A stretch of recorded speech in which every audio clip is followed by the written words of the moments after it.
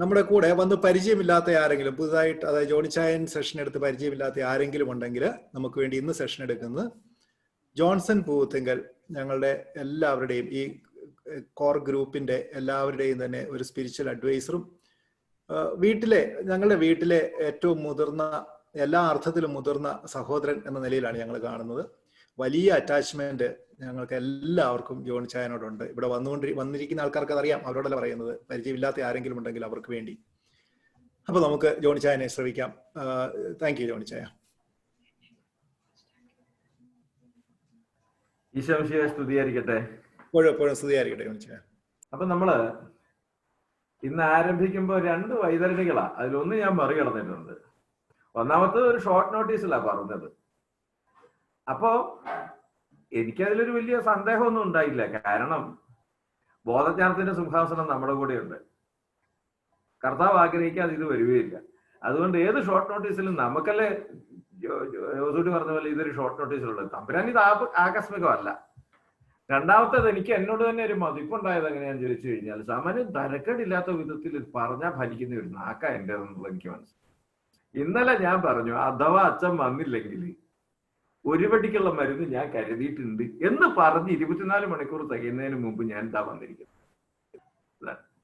ഇനിയിപ്പോ അടുത്ത സംഗതി എന്താ വെച്ചാൽ, ഇതിനകത്ത് നേരത്തെ ഈ ഒന്നാമത്തെ ക്ലാസ് ദിവസ് ഇൻ മിസറിക്കോഡിയ എന്ന ആ ചാക്രിക ലേഖനത്തിലെ ഒന്നാമത്തെ ക്ലാസ് കൂടിയിട്ടുള്ളവരുടെ ഒരു സ്ഥിതിയാണ്. ആ സ്ഥിതി വേറൊന്നുമല്ല, 1-ാം ക്ലാസ്സിൽ പഠിക്കുന്ന കൊച്ച് വെക്കേഷൻ കഴിഞ്ഞ് 2-ാം ക്ലാസ്സിൽ പോകുന്ന സമയത്ത് ഉണ്ടാകുന്ന ഒരു പരിഭ്രമം ഉണ്ടല്ലോ. എന്ന് അവരെഴുതി കഴിയുമ്പോൾ എന്തെന്നാ ഈ വളഞ്ഞു കുത്തിയിരിക്കുന്ന സാധനം എന്നുള്ള കൊച്ചിന്റെ ആത്മാർത്ഥമായ സംശയം. അതുപോലെ നമ്മളിത് മറന്നുപോകും.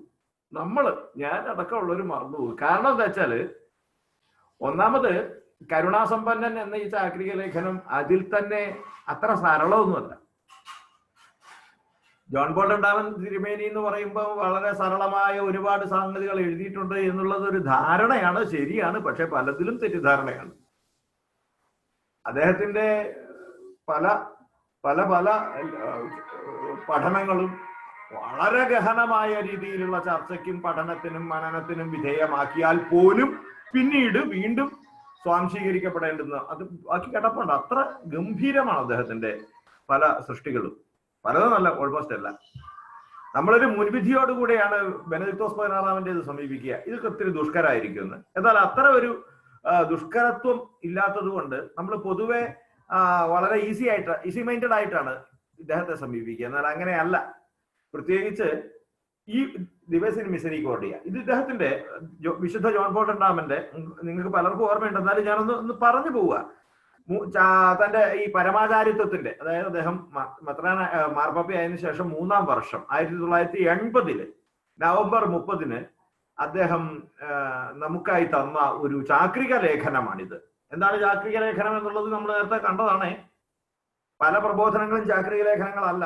ഒരു ഉദാഹരണത്തിന് നമ്മൾ 12 ക്ലാസ്സുകളിലായിട്ട് എടുത്ത കർത്താവിന്റെ വചനം എന്നത് ചാക്രിക ലേഖനം അല്ലെന്നും അതൊരു സിനഡാനന്തര എക്സോട്ടേഷൻ ആണെന്നും നമ്മൾ കണ്ടു. അപ്പൊ ഇതൊരു ചാക്രിക ലേഖനമാണ്. ഇത് 1980 പ്രസിദ്ധീകരിക്കപ്പെട്ടത് എങ്കിൽ പോലും ഒരുപാട് കാലത്തേക്ക് ഇത് ആവശ്യപ്പെടുന്നതും ഇത് അർഹിക്കുന്നതുമായ ഒരു പ്രാമാണ്യം ഇതിന് സിദ്ധിച്ചില്ല എന്നുള്ളത് നിസ്തർക്കമാണ്. ഇതിന്റെ ഈടുകുറവ് കൊണ്ടോ ഒന്നുമല്ല, അതങ്ങനെ സംഭവിച്ചു എന്ന് മാത്രമേ ഉള്ളൂ. അതിനും ദൈവത്തിൻ്റെതായ ഒരു പദ്ധതി ഉണ്ടല്ലോ. ആ പദ്ധതി പൂവണിഞ്ഞത് കരുണയുടെ അസാധാരണ വർഷം പ്രഖ്യാപിച്ചപ്പോഴാണ് 2015. ഈ സമയത്ത്, അതായത് കൃത്യമായിട്ട് പറഞ്ഞു കഴിഞ്ഞാൽ 35 വർഷത്തിന് ശേഷം അസാധാരണമായ ത്വരയോടുകൂടി ജനം വായിച്ചു, ഇത് കണ്ടു. അപ്പൊ എന്താ ചോദിച്ചാൽ, കരുണയുടെ വർഷത്തിന്റെ സാധുതയും സാധ്യതയും തേടി വേറൊരിടത്തേക്കും പോകണ്ട എന്നൊരു സ്ഥിതി വന്നു. കരുണാസമ്പന്നൻ എന്ന ഈ ചാക്രിക ലേഖനത്തെ ആസ്പദമാക്കി അടിസ്ഥാനമാക്കി പണിതുയർത്തപ്പെട്ട ഒരു കർമ്മ പരിപാടിയാണ് കരുണയുടെ വർഷം എന്നുള്ളത് നമുക്ക് മനസ്സിലാകുന്നു. എന്തുകൊണ്ട് കരുണയുടെ വർഷം? ഇതിനെല്ലാത്തിന്റെ ഉത്തരം ഇതിനകത്തുണ്ട്. കരുണ എന്നാൽ എന്താണ് എന്നുള്ളത്, ദൈവത്തിന്റെ കരുണ, നീതി, സ്നേഹം, ഈ 3 കാര്യങ്ങളെ കുറിച്ചിട്ടുള്ള ചർച്ചയാണ്, പഠനം, ആഴമേറിയ പഠനമാണ്. ആദ്യത്തെ ഒരു പിന്നെ ചാപ്റ്റർ മാത്രമാണ് ഒരു ഇത്തിരി സങ്കീർണമായിരിക്കുന്നത്. അത് സങ്കീർണതയല്ല, പുറത്തേ ആ കാര്യത്തിന്റെ പിന്നെ കിടപ്പങ്ങനെ ആയതുകൊണ്ട്. അതിനുശേഷം പിന്നീട് നമ്മൾ കാണുന്നത് കരുണയുടെ അപരിമേയമായ മേച്ചിൽപ്പുറങ്ങളിലേക്ക് നമ്മളെ ആനയിച്ചു കൊണ്ടുപോകുന്ന ഇടയനെയാണ്. നീ എന്റെ ആടുകളെ മേയ്ക്കുക എന്നൊക്കെ പറയുമ്പോൾ നമ്മൾ ആരും വിചാരിക്കുന്നില്ല എന്താണ് ഈ മേയ്ക്കൽ എന്ന് പറഞ്ഞാൽ. ഇതൊക്കെയാണ് മേയ്ക്കൽ. പച്ചയായ മേച്ചിൽപ്പുറങ്ങളിലേക്കും സ്വച്ഛമായ ജലാശയങ്ങളിലേക്കും നയിക്കാൻ വേണ്ടി ദൈവം ചുമതലപ്പെടുത്തിയ ആളുകളില് അഗ്രഗണ്യനായ ആളുകളാണ് മാർപ്പാപ്പന്മാര്. ഇന്ന് അതിൽ അഗ്രഗണ്യനായ ഒരാളുടെ തിരുനാൾ നമ്മൾ ആഘോഷിക്കുന്നുണ്ട്. ആരുടെയാണ് എന്ന് പറയുന്നവർക്ക് ഒരു അവാർഡുണ്ട്. ഇത് കഴിഞ്ഞിട്ടേ ഞാൻ തരുള്ളൂ. അത് മനസ്സിൽ കുറിച്ചാൽ മതി. എന്നാലും ഞാൻ വേണമെങ്കിൽ ഒരു ക്ലൂ തരാം. നിങ്ങൾക്ക് തന്നെ, നിങ്ങൾ ഒന്നും പറയണ്ട, മ്യൂട്ട് അടിച്ച് അവിടെ ഇരുന്നാൽ മതി. തന്റെ ഉപദേശക വൃന്ദം മുഴുവൻ തന്നെ തനിക്കെതിരെ നിന്നപ്പോഴും സ്വന്തം കൈപ്പടയിൽ മനുഷ്യന്റെ മഹത്വത്തെക്കുറിച്ച് സ്വന്തം കൈപ്പടയിൽ എഴുതിയ മഹാനുഭാവന്റെ തിരുനാളായിരുന്നു. വിശുദ്ധ പോളാറാമന്റെ. ഞാൻ ഇപ്പോഴും ഓർക്കുന്ന ഒരു കാര്യമുണ്ട്. വിശുദ്ധ പോളാറാമനെ പറ്റി എന്തോ ഒരു അനുസ്മരണം ഒരാളുടെ പിന്നെ ഫേസ്ബുക്കിൽ വന്നപ്പോ ഞാൻ അതിന്റെ അടിയിൽ കുറിച്ചു, വേറൊന്നും വേണ്ട, ജീവന്റെ മഹത്വത്തെ കുറിച്ചുള്ള അദ്ദേഹത്തിന്റെ പഠനം മാത്രം മതി അദ്ദേഹത്തെ വിശുദ്ധനാക്കാൻ എന്ന് പറഞ്ഞപ്പോ അതിനടിയിൽ ഒത്തിരി ലൈക്ക്. അപ്പൊ ഞാൻ പറയുന്നത് ഇന്ന് വിശുദ്ധ പോളാറാമന്റെ തിരുനാളാണ്. ഒരു ജനതയെ, കർത്താവ് തെരഞ്ഞെടുത്ത ജനതയെ എങ്ങോട്ട് നയിക്കണമെന്ന് വിവിധ ചൂണ്ടുപലകകൾ ഉണ്ടാകുമ്പോൾ അതിനെയൊക്കെയും അവഗണിച്ചുകൊണ്ട് അവന്റെ മേച്ചിൽപ്പുറത്തിലേക്ക് നമ്മെ ആനയിച്ച പോപ്പിന്റെ ദിവസമായിരുന്നു. അതുകൊണ്ട് തന്നെ ഞാൻ ഒരു നിമിഷം അദ്ദേഹത്തിന്റെ മുമ്പാകെ ഒന്ന് ചിന്തിച്ചു നിന്നു. എന്നെ ഒന്ന് നയിച്ചേക്കണേ എന്ന് അദ്ദേഹത്തോടും പറഞ്ഞിട്ടുണ്ട്. അതുകൊണ്ട് പേടിക്കാനൊന്നുമില്ല, നമുക്ക് തുടങ്ങാം. വിശുദ്ധ ജോൺ പോൾ രണ്ടാമന്റെ ചാക്രിക ലേഖനമാണിത് എന്ന് ഞാൻ പറഞ്ഞു. അദ്ദേഹത്തിന്റെ, സത്യം പറഞ്ഞാൽ ഇതൊരു ഒരു ഒരു സ്കാർലറ്റ് ത്രെഡ്, ഇതിനകത്തുകൂടി ഒരു സുവർണ നൂല് പോകുന്നുണ്ട് അദ്ദേഹത്തിന്റെ എല്ലാ പഠനങ്ങളുടെയും ഉള്ളിൽ കൂടി. ഇതിന് തമ്മിൽ പരസ്പരം യോജിപ്പിച്ചു കൊണ്ടിരിക്കുന്നു. അതിന്റെ രണ്ടാമത്തെ പ്രബോധനമാണിത്. ഒന്നാമത്തെ റെദംതോറിസ് ഹോമിനിസ്, മനുഷ്യരക്ഷകൻ. മനുഷ്യരക്ഷകൻ എന്നതിനകത്ത് ഞാൻ പറയും ഒരു റിവേഴ്സ് എൻട്രി മെത്തേഡിൽ കൂടെ അദ്ദേഹം വന്നത്. അതായത് എല്ലാവരും കയറുന്ന വാതിലിൽ കൂടെ അല്ല അദ്ദേഹം കയറുന്നത്. ഇപ്പം ദൈവവും നിങ്ങളുമായിട്ടുള്ള, ഞാനുമായിട്ടുള്ള ബന്ധം പറയാൻ പറഞ്ഞു കഴിഞ്ഞാൽ എല്ലാവരും പറയുന്ന ഒരു കാര്യമുണ്ട്. പാപിയും ബലഹീനനും അവിശ്വസ്തനുമായി ഈ മനുഷ്യകുലത്തെ രക്ഷിക്കാൻ വേണ്ടി ഭൂമിയിലേക്ക് ഇറങ്ങി വന്ന എന്റെ കർത്താവായ യേശു മിശിഹാ തമ്പുരാൻ. ഇതൊക്കെ സത്യമാണ്.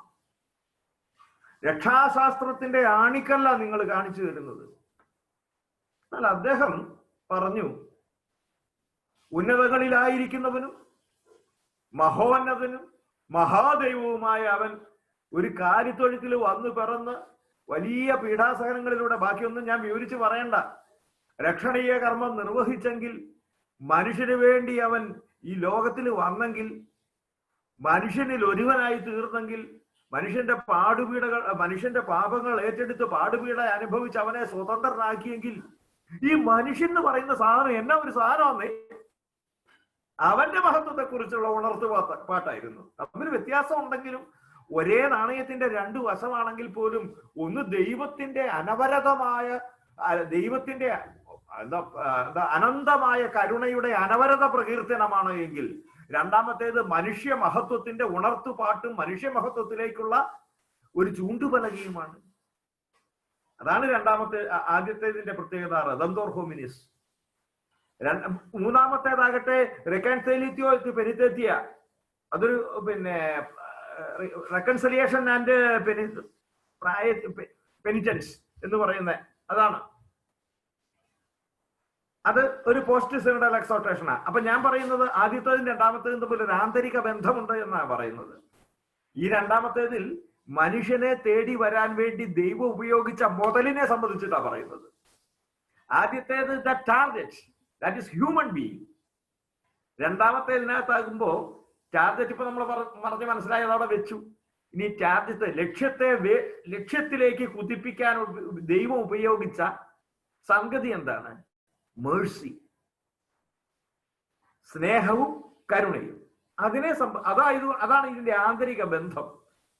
മനുഷ്യരക്ഷയെ സംബന്ധിക്കുന്ന വിവിധ മാനങ്ങൾ അദ്ദേഹം തന്റെ പ്രബോധനങ്ങളിലൂടെ സ്പർശിക്കുകയാണ്, വിവിധ തലങ്ങൾ.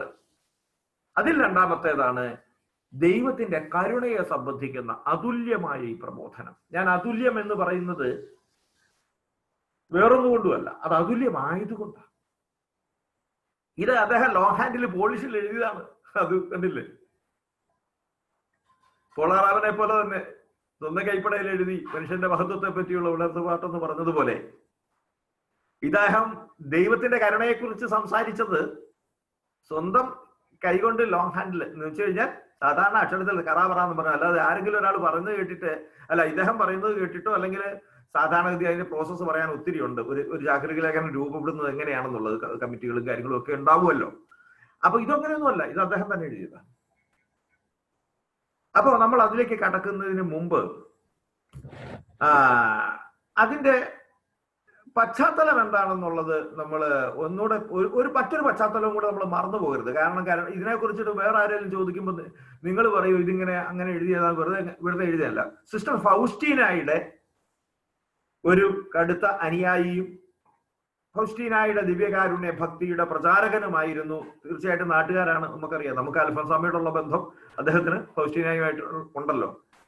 അതുമായി ബന്ധപ്പെട്ടിട്ടാണ് അദ്ദേഹം ഇത് എഴുതുന്ന മറ്റൊരു പശ്ചാത്തലം.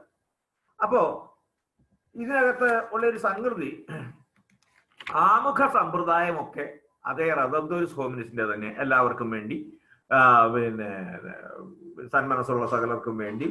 പിന്നെ അദ്ദേഹം 8 അധ്യായങ്ങൾ, വളരെ അങ്ങനെയാണ്, 8 അധ്യായങ്ങളേ ഉള്ളൂ. ഈ 8 അധ്യായങ്ങൾക്ക് ഒരു പ്രത്യേകതയുള്ളത് ഇതിൽ നമ്പർ ഇട്ടിട്ടില്ല എന്നുള്ളതാണ്. ഈ സാധാരണഗതിയിൽ ഖണ്ഡികകൾ ഇടും. ഖണ്ഡികകൾ ഇടാത്തത് ഞാൻ ഇതൊക്കെ തന്നെ കണ്ടിട്ടുള്ളൂ എന്ന് എനിക്ക് തോന്നുന്നത്. അതെന്താന്ന് ചോദിച്ചു കഴിഞ്ഞാൽ ഇത് പിന്നീട് റെഫർ ചെയ്യുമ്പോൾ ഇത് എവിടെയാണ് കിടക്കുന്നതെന്ന് അറിയണ്ടേ. അതുകൊണ്ടാണ് ആർക്കെങ്കിലും റെഫർ ചെയ്യണമെന്നുണ്ടെങ്കിൽ അതിന് ഖണ്ഡികകൾ ഇടും. ഇതിനകത്ത് ഞാൻ നിർഭാഗ്യവശാൽ ഖണ്ഡികകൾ കണ്ടില്ല, ഒറിജിനലിൽ കണ്ടിട്ടില്ല, ഒരു ഭാഷാന്തരങ്ങളിലും ഞാൻ ഖണ്ഡിക കണ്ടില്ല. അതുകൊണ്ട് തന്നെ ഞാൻ സ്വന്തം നിലക്കാൻ കിട്ടി കളഞ്ഞു. കാരണം ഇതെനിക്ക് തന്നെ എവിടുന്നാന്നുള്ള ഒരു ബോധം കിട്ടണ്ടേ. അതുകൊണ്ട് അപ്പൊ 8 അധ്യായങ്ങളാണ് ഉള്ളത്. അതിനകത്ത് 15 സബ് ടോപ്പിക്കുകളാണ് ഉള്ളത്. സബ് ടോപ്പിക്കായിട്ട് തിരിച്ചിട്ടുണ്ട്. അപ്പോ ഈ 8 അധ്യായങ്ങൾ വളരെ പതുക്കെ ഒരു വികാസ പരിണാമങ്ങൾക്ക് വിധേയമായിട്ടാണ് പോകുന്നത്. എന്നെ കാണുന്നവൻ പിതാവിനെ കാണുന്നു. അതായത് കരുണയെ പരിചയപ്പെടുത്തുന്ന യേശു. എന്താണ് കരുണ എന്നുള്ളത് ലോകത്തോട് സംവദിക്കുന്ന യേശു എന്ന് പറയുന്ന പടിവാതിലാണ് ആദ്യം. എന്നിട്ട് രണ്ടാമതായിട്ട് അദ്ദേഹം ചർച്ച ചെയ്യുന്നത് ക്രിസ്തു പറഞ്ഞ മെസയാനിക സന്ദേശം, മെസയാനിക് മെസ്സേജ് എന്താണ്, അതാണ്. കരുണയെ സംബന്ധിച്ച് ക്രിസ്തു എന്താണ് പറഞ്ഞത്. അപ്പൊ അത് പറഞ്ഞു കഴിയുമ്പോൾ ക്രിസ്തു പറഞ്ഞത് മനസ്സിലാക്കണമെങ്കിൽ നമ്മൾ പഴയ നിയമത്തിന്റെ പശ്ചാത്തലത്തിൽ വേണം. അത് നിങ്ങൾക്കറിയാം. കാരണം ഇതിനു മുമ്പ് നമ്മൾ പറഞ്ഞു വെച്ചിട്ടുണ്ട്, പഴയ നിയമത്തിന്റെ പശ്ചാത്തലത്തിൽ പുതിയ നിയമത്തെ മനസ്സിലാക്കുമ്പോഴാണ് അതിന്റെ മിഴിവും തെളിവും നമുക്ക് ബോധ്യപ്പെടുക. അതുകൊണ്ട് പഴയ നിയമത്തിന്റെ പശ്ചാത്തലത്തിൽ എന്താണ് കരുണ, ഇസ്രയേലിന്റെ കരുണ, ഇസ്രയേലിന് അനുഭവിച്ച കരുണ എന്താണ് എന്നുള്ളതിനെ പറ്റി ഒരു വിവരണം ഒന്നുകൂടി പറഞ്ഞോട്ടെ. അത് അതീവ രസകരമാണ് അത് പറയുന്നത്. അത് അവിടെ വരുമ്പോ നമുക്ക് ചിരിക്കാം. പക്ഷെ എനിക്കിത് അറിയാവുന്നതുകൊണ്ട് ഞാൻ ഇപ്പോഴേ ചിരിച്ചു പോകും. ഇങ്ങനെയൊരു ജനതയ്ക്ക് കരുണ കിട്ടി എന്നൊക്കെ പറയുമ്പോ അത് നമുക്ക് ബാക്കി പിന്നെ പറയാം. 4-മത്തേത് ധൂർത്തപുത്രന്റെ ഉപമയാണ്. ധൂർത്തപുത്രന്റെ ഉപമ. അദ്ദേഹം പറയുന്ന ഒരു കാര്യമുണ്ട്. കരുണയുടെ ഏറ്റവും വലിയ പ്രകീർത്തനമായ ധൂർത്തപുത്രന്റെ ഉപമയിൽ കരുണ എന്നൊരു വാക്കില്ല. അതൊരു വല്ലാത്ത എന്താ പറയുക, അമ്പരപ്പിക്കുന്ന യാഥാർത്ഥ്യമാണത്. നിങ്ങൾ തലങ്ങും വിലക്കും നോക്കിക്കോ. പിതാവിന് അവനോട് കരുണ തോന്നിയെന്നോ അവന് കരുണ തോന്നണമെന്ന് യാചിച്ചെന്നോ ഒന്നുമില്ല. കരുണ എന്നൊരു വാക്കില്ല. പിന്നെ എന്താണുള്ളത്? സസ്പെൻസ്. എന്തുകൊണ്ടാണ് അതിൽ കരുണ എന്നൊരു വാക്കില്ലാത്തത്? നമുക്ക് നോക്കാന്നേ. 4-ാമത്തെ അധ്യായമാകുമ്പോൾ നിങ്ങൾ തന്നെ പറയും, അതുകൊണ്ടാണ്, ഇന്ന കാരണം കൊണ്ടാണ്. 5-ാമത്തേത്, കരുണ ലോകമെമ്പാടുമുള്ള സകല മനുഷ്യരോടും പറക്കാനിരിക്കുന്ന അവസാനത്തെ കുഞ്ഞു വരെ, ആദാം മുതൽ അവസാനത്തെ കുഞ്ഞു വരെയുള്ള സകല മനുഷ്യരോടുമുള്ള ദൈവത്തിന്റെ കരുണ ഘനീഭവിച്ച ആ സന്ധിയെക്കുറിച്ചാണ് പറയുന്നത്. താൻ ഒറ്റിക്കൊടുക്കപ്പെട്ട രാത്രിയിൽ എന്ന് പറഞ്ഞുകൊണ്ട് നമ്മൾ ആ സന്ധിയെ എല്ലാ ദിവ്യബലിയിലും അടയാളപ്പെടുത്തും. പെസഹ രഹസ്യത്തെ കുറിച്ചാണ് പറയുന്നത്. മരണത്തെക്കാളും പാപത്തെക്കാളും ശക്തമായ അവിടുത്തെ സ്നേഹത്തെക്കുറിച്ചാണ് പറയുന്നത്. തന്റെ ഹൃദയത്തെ തുളച്ചു കയറിയ അവസാനത്തെ പാപം, സ്നേഹിത എന്ന് പറഞ്ഞുകൊണ്ടുള്ള ഉമ്മവെക്കല്, ആ നിമിഷവും ഛിന്ന ഭിന്നമായി പോകാത്ത അവന്റെ കരുണാർദ്രമായ സ്നേഹം. സ്നേഹിത, ഈ ചുംബനം കൊണ്ട് മനുഷ്യപുത്രനെ ഒറ്റിക്കൊടുക്കുകയാണോ എന്ന് ചോദിക്കുന്ന ക്രിസ്തു, കരുണയോടുകൂടെ അവനെ സ്നേഹിത എന്ന് വിളിക്കുന്നവൻ. പെസഹ രഹസ്യം എന്ന ആ ഒരു അധ്യായത്തിലേക്ക് കടന്നു പോകുമ്പോൾ ദൈവത്തിന്റെ വലിയ കൃപയെക്കുറിച്ച് നമ്മൾ ബോധ്യവാനാണ്. വീണ്ടും തലമുറകളിലൂടെ കൈമാറ്റം ചെയ്യപ്പെടുന്ന കാരുണ്യത്തെക്കുറിച്ചാണ് 6-ാം അധ്യായം സംവദിക്കുന്നത്. 7-ാം അധ്യായം സഭയ്ക്ക് ലഭിച്ചതും സഭ പ്രകാശനം ചെയ്യേണ്ടതുമായ, സഭ പ്രകാശിപ്പിക്കേണ്ടതുമായ, സഭയുടെ ദൗത്യമായി മാറേണ്ടതുമായ, സഭാമക്കളുടെ ആളടയാളമായി മാറേണ്ടതായ ദ വിസിബിൾ ലിവിങ് സൈൻ, ആളടയാളമായി മാറേണ്ടുന്ന കരുണയെ കുറിച്ചിട്ടാണ് 7-ാമത്തെ അധ്യായം സംസാരിക്കുന്നത്. കരുണ പ്രയോഗത്തിന്റെ തലത്തിൽ എന്താണ് എന്ന് അത് നിർവിശങ്കം നമ്മെ ബോധ്യപ്പെടുത്തുന്നു. 8-ാമത്തേത്, നമ്മുടെ കാലഘട്ടത്തിലെ സഭയുടെ പ്രാർത്ഥന എന്നതോടുകൂടെ അവസാനിക്കുകയാണ്. ഈ ഒരു ചാക്രിക ലേഖനത്തിന്റെ എന്നതിനേക്കാൾ ഉപരി ഒരു പ്രകീർത്തനത്തിന്റെ ഉദ്ദേശം ഈ ലോകത്തിൽ അവസാനിക്കുന്ന, അദ്ദേഹം അവസാനിപ്പിക്കുന്ന ആ ഒരു ഭാഗമുണ്ട്.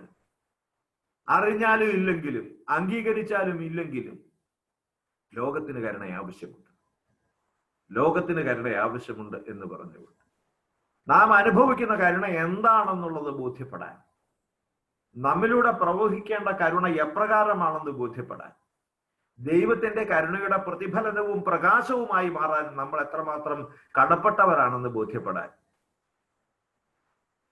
ഈ ചാക്രിക ലേഖനം നമുക്ക് ഉപകരിക്കും. തീർച്ച. നമ്മൾ ആരംഭിക്കുക. പറഞ്ഞ പോലെ ഇത് ആദ്യത്തേത് ഞാൻ എടുത്തതാണ്, പിന്നെ അങ്ങ് മറന്നു എന്നുള്ളത് കൊണ്ട് ഞാനൊരു ഇത്തിരി അങ്ങോട്ടും ഇങ്ങോട്ടൊക്കെ ഒന്ന് നോക്കും കേട്ടോ.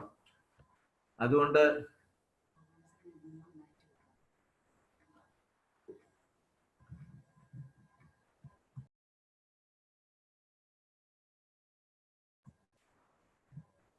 ആരെങ്കിലും ലിങ്ക് ചോദിക്കുകയാണെങ്കിൽ പാമ്പ്ളാനി പിതാവിന്റെ അതേ ലിങ്ക് തന്നെയാണ് എന്നുള്ളതൊന്ന് പറഞ്ഞേക്കണേ. കാരണം ഇപ്പൊ ഒരു ചോദ്യം വന്നു, എവിടെ നിന്നാണ് ഈ ലിങ്ക് ഉള്ളതെന്ന്. അതേ ലിങ്ക്. അപ്പോ കാരുണ്യത്തെ സംബന്ധിക്കുന്ന 1-ാമത്തെ ഒരു സ്റ്റേറ്റ്മെന്റ് 1-ാമത്തെ ഖണ്ഡികയിലുണ്ട്. ക്രിസ്തു നമുക്ക് വെളിപ്പെടുത്തി തന്നത് കരുണാസമ്പന്നനായ ദൈവത്തെയാണ്. ഞാൻ ഈ 1-ാമത്തെ അധ്യായം ഒരുമിച്ച് ഒറ്റയടിക്ക് എടുക്കുകയല്ല കേട്ടോ. വിശദീകരിച്ചെടുക്കുകയല്ല. കാരണം നിങ്ങൾ ഇത് കേട്ടതാണ്. ഞാൻ ഈ പറയുമ്പോൾ തന്നെ നിങ്ങൾക്ക് ഇത് ഓർമ്മ വരും. ക്രിസ്തു നമുക്ക് കാണിച്ചു തന്നത് കരുണാമയനായ പിതാവിനെയാണ്.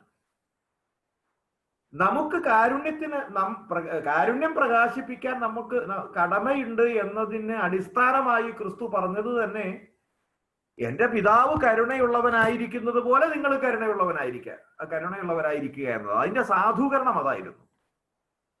അപ്പോ കരുണയിൽ സമ്പന്നനായ ഒരു ദൈവത്തെയാണ് അവിടുന്ന് നമുക്ക് വെളിപ്പെടുത്തി തന്നത്. ഇത് എവിടെയാണ് ഈ വെളിപ്പെടുത്തൽ ഉണ്ടായത്? ഈ ചോദ്യത്തിന്റെ ഉത്തരം പീലിപ്പോസിന്റെ ചോദ്യത്തെ സംബന്ധിക്കുന്നതാണ്. വിശുദ്ധ യോഹന്നാന്റെ സുവിശേഷം 14:8-9.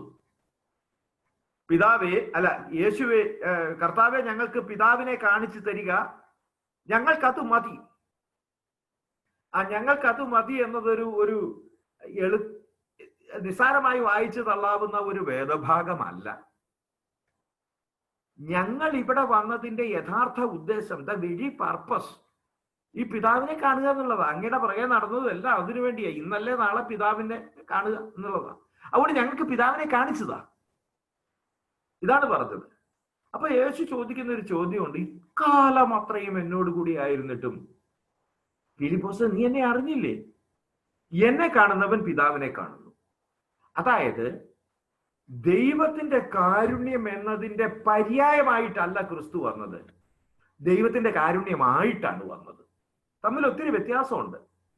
സാധർമ്മ്യം, സാദൃശ്യം, ഇതൊക്കെ യാഥാർത്ഥ്യത്തോട് അടുത്ത് നിൽക്കുന്ന ചില സംഗതികളാണ്. യാഥാർത്ഥ്യമല്ല, യാഥാർത്ഥ്യം മറ്റൊന്നാണ്. എന്നാൽ ഇവിടെ ക്രിസ്തു സാധർമ്യമോ സാദൃശ്യമോ അല്ല പറയുന്നത്, അത് തന്നെയാണ് എന്ന് പറഞ്ഞുകൊണ്ട് അവിഭാജ്യമായ അവികലമായ കരുണ തൻ്റെ അടുത്താണ് എന്ന് അവിഭാജ്യമായ രീതിയിൽ അവിടുന്ന് പറയുന്നു. ദൈവത്തിന്റെ കരുണയാണ് താൻ, ദൈവത്തിന്റെ കരുണയാണ് താൻ. അപ്പോ അതുകൊണ്ടാണ് നമ്മള് എന്നെ കാണുന്നവൻ പിതാവിനെ കാണുന്നു എന്ന് പറഞ്ഞ് വേറൊരിടത്തേക്ക് നമ്മൾ പോകണ്ട. കരുണയുടെ പിതാവും സമാശ്വാസകത്തിന്റെ ദൈവവുമായ പിതാവിനെ ക്രിസ്തുവിൽ വീണ്ടും കാണാനാ ക്ഷണിച്ചിരിക്കുന്നതെന്നാണ് പറഞ്ഞത്. കരുണയുടെ പിതാവ് എന്ന പദം 2 കൊരിന്ത്യരുടെ 1:3 വിശുദ്ധ പൗലോസ് എഴുതിയിരിക്കുന്നത്, രേഖപ്പെടുത്തിയിരിക്കുന്നത്. അതിനെ മുറുകെ പിടിച്ചുകൊണ്ടാ പറഞ്ഞത്, കരുണയുടെ പിതാവും സകല സമാശ്വാസങ്ങളുടെയും ദൈവവുമായ പിതാവിന്റെ മുഖത്തെ ക്രിസ്തുവിൽ നമ്മൾ വീണ്ടും കാണാൻ വേണ്ടിയുള്ള ക്ഷണമാണ് ക്രിസ്തു നമുക്ക് നടത്തിയത്. അതുകൊണ്ട് ക്രിസ്തുവില് മനുഷ്യനെ സംബന്ധിക്കുന്ന, മനുഷ്യൻ ആവശ്യപ്പെടുന്ന, മനുഷ്യൻ അർഹതപ്പെടുന്ന, മനുഷ്യൻ നോക്കുന്ന, അവൻ യാചിച്ചുകൊണ്ടും അന്വേഷിച്ചുകൊണ്ടും നടക്കുന്ന കരുണയെ നമ്മൾ ക്രിസ്തുവിലാണ് കാണുന്നത്. അതുകൊണ്ടാണ് കർത്താവ് പറഞ്ഞത്, നിങ്ങളുടെ ഹൃദയം അസ്വസ്ഥമാകണ്ട. കർത്താവ് എന്താ പറഞ്ഞത്? അവിടുത്തെ കരുണയിൽ ആശ്രയിക്കാൻ മാത്രമാണ് പറഞ്ഞത്. അവിടുന്ന് ഭൗമികമായ കാര്യങ്ങളിൽ അവിടുത്തെ കരുണയിൽ ആശ്രയിക്കാൻ പറഞ്ഞു, അതിഭൗതികമായ സ്വർഗീയമായ കാര്യങ്ങളിൽ അവിടുത്തെ കരുണയിൽ ആശ്രയിക്കാൻ പറഞ്ഞു. ഇത് രണ്ടിന്റെയും അപ്പുറത്തേക്ക് അവിടുത്തെ രാജ്യവും നീതിയും അന്വേഷിച്ചുകൊണ്ട് കരുണയിൽ മാത്രം, അവിടുത്തെ പരിപാലനയിൽ മാത്രം ശ്രദ്ധ വെക്കുക, ബാക്കിയെല്ലാം അതിനിപ്പുറത്ത് അതിനടിയിൽ സാധാരണഗതിയിൽ സംഭവിച്ചു പോകുന്ന കാര്യങ്ങളാണെന്ന് പറഞ്ഞ് അനുഗ്രഹത്തെ അദ്ദേഹം യേശു മിശിഹാ തമ്പുരാൻ സാധാരണവൽക്കരിച്ചു. ദൈവത്തിന്റെ രാജ്യവും അവിടുത്തെ നീതിയും അന്വേഷിക്കുക. വിശുദ്ധ മത്തായിയുടെ സുവിശേഷം 6:30, 31, 32 ഇതൊക്കെ അതാ പറഞ്ഞിരിക്കുന്നത്. 31, 32 വാക്യങ്ങളിൽ അതാ പറഞ്ഞിരിക്കുന്നത്. നിങ്ങൾ ഇതൊന്നും നോക്കണ്ട. 33, 34 എന്ത് ഭക്ഷിക്കുമെന്ന്, എന്ത് പാനം ചെയ്യുമെന്ന് വിജാതീയരാണ് ഇതെല്ലാം അന്വേഷിക്കുന്നത് എന്നാ പറഞ്ഞത്. വിജാതീയർ എന്ന് പറഞ്ഞു കഴിഞ്ഞാല് നിങ്ങൾ ആരും വിചാരിക്കണ്ട നമ്മുടെ മതത്തിൽപ്പെടാത്തവരെന്ന്, അതല്ല അതിന്റെ അർത്ഥം. പിതാവിനെ കണ്ടെത്താത്തവരെല്ലാം വിജാതീയരാ. ക്രിസ്തുവിന്റെ ചുവട്ടടി ഇല്ലാത്തവർക്കെല്ലാം വേറൊരു ജാതിയല്ലേ. നമുക്കറിയാലോ, നമ്മുടെ ധൂർത്തപുത്രൻ എന്ന് പറയുന്ന എങ്ങാതി, അവൻ അപ്പന്റെ മകനായിരുന്നു. അതേ കൊടക്കീഴിലായിരുന്നു അവൻ ഉണ്ടായിരുന്നത്, അതേ ആഹാരമാണ് കഴിച്ചത്. പക്ഷെ അവൻ പറഞ്ഞു, ഞാൻ ദാസ്യവേലയാണ് ചെയ്തത്. ഇത് മക്കളായിരിക്കുന്നവർക്ക് അല്ലാത്തവരാ ഇതൊക്കെ അന്വേഷിക്കുന്നതെന്നാ പറഞ്ഞ. മക്കൾക്ക് ഇതൊക്കെ കൊടുക്കണം എന്നുള്ളത് അപ്പൻ അറിയാൻ മേലേ. എത്ര സരളമായ യുക്തിയാണ് അദ്ദേഹം യേശു മിശിഹാ തമ്പുരാൻ പ്രയോഗിച്ചത്. അതുകൊണ്ട് നിങ്ങൾ അപ്പന്റെ കാര്യം മാത്രം അന്വേഷിക്കുക. നിങ്ങൾ ആദ്യം ദൈവത്തിന്റെ രാജ്യം അവിടുത്തെ നീതിയും അന്വേഷിക്കുക, ബാക്കിയെല്ലാം നിങ്ങൾക്ക് തരപ്പെടും എന്ന് പറഞ്ഞുകൊണ്ട്, ഞാൻ പറഞ്ഞത് ഭൗതികമായതിനെയും ആത്മീയമായതിനെയും ഇത് രണ്ടിനെയും സംയോജിപ്പിച്ചുകൊണ്ടും അദ്ദേഹം യേശു മിശിഹാ തമ്പുരാൻ സംസാരിച്ചു. സഭ ആധുനിക ലോകത്തിൽ എന്ന 2-ാം വത്തിക്കാൻ സുനഹദോസിന്റെ പ്രമാണരേഖയുടെ 22-ാം ഖണ്ഡിക പറയുന്നതിനെ മാർപ്പാപ്പ നമ്മുടെ മുമ്പാകെ ഒന്ന് എടുത്തു വെക്കുന്നുണ്ട് നമ്മുടെ പരിചിന്തനത്തിന് വേണ്ടി. പുതിയ ആദം ആയ ക്രിസ്തു മനുഷ്യകുലം ഒന്നായി പുതുതായിട്ട് ആരംഭിക്കുക. പുതിയ ആദമായ ക്രിസ്തു മനുഷ്യനെ അവന് തന്നെ പൂർണ്ണമായി വെളിപ്പെടുത്തി.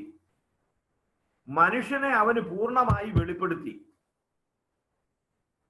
ആരാണ് മനുഷ്യൻ എന്നുള്ളത് വെളിപ്പെടുത്തി.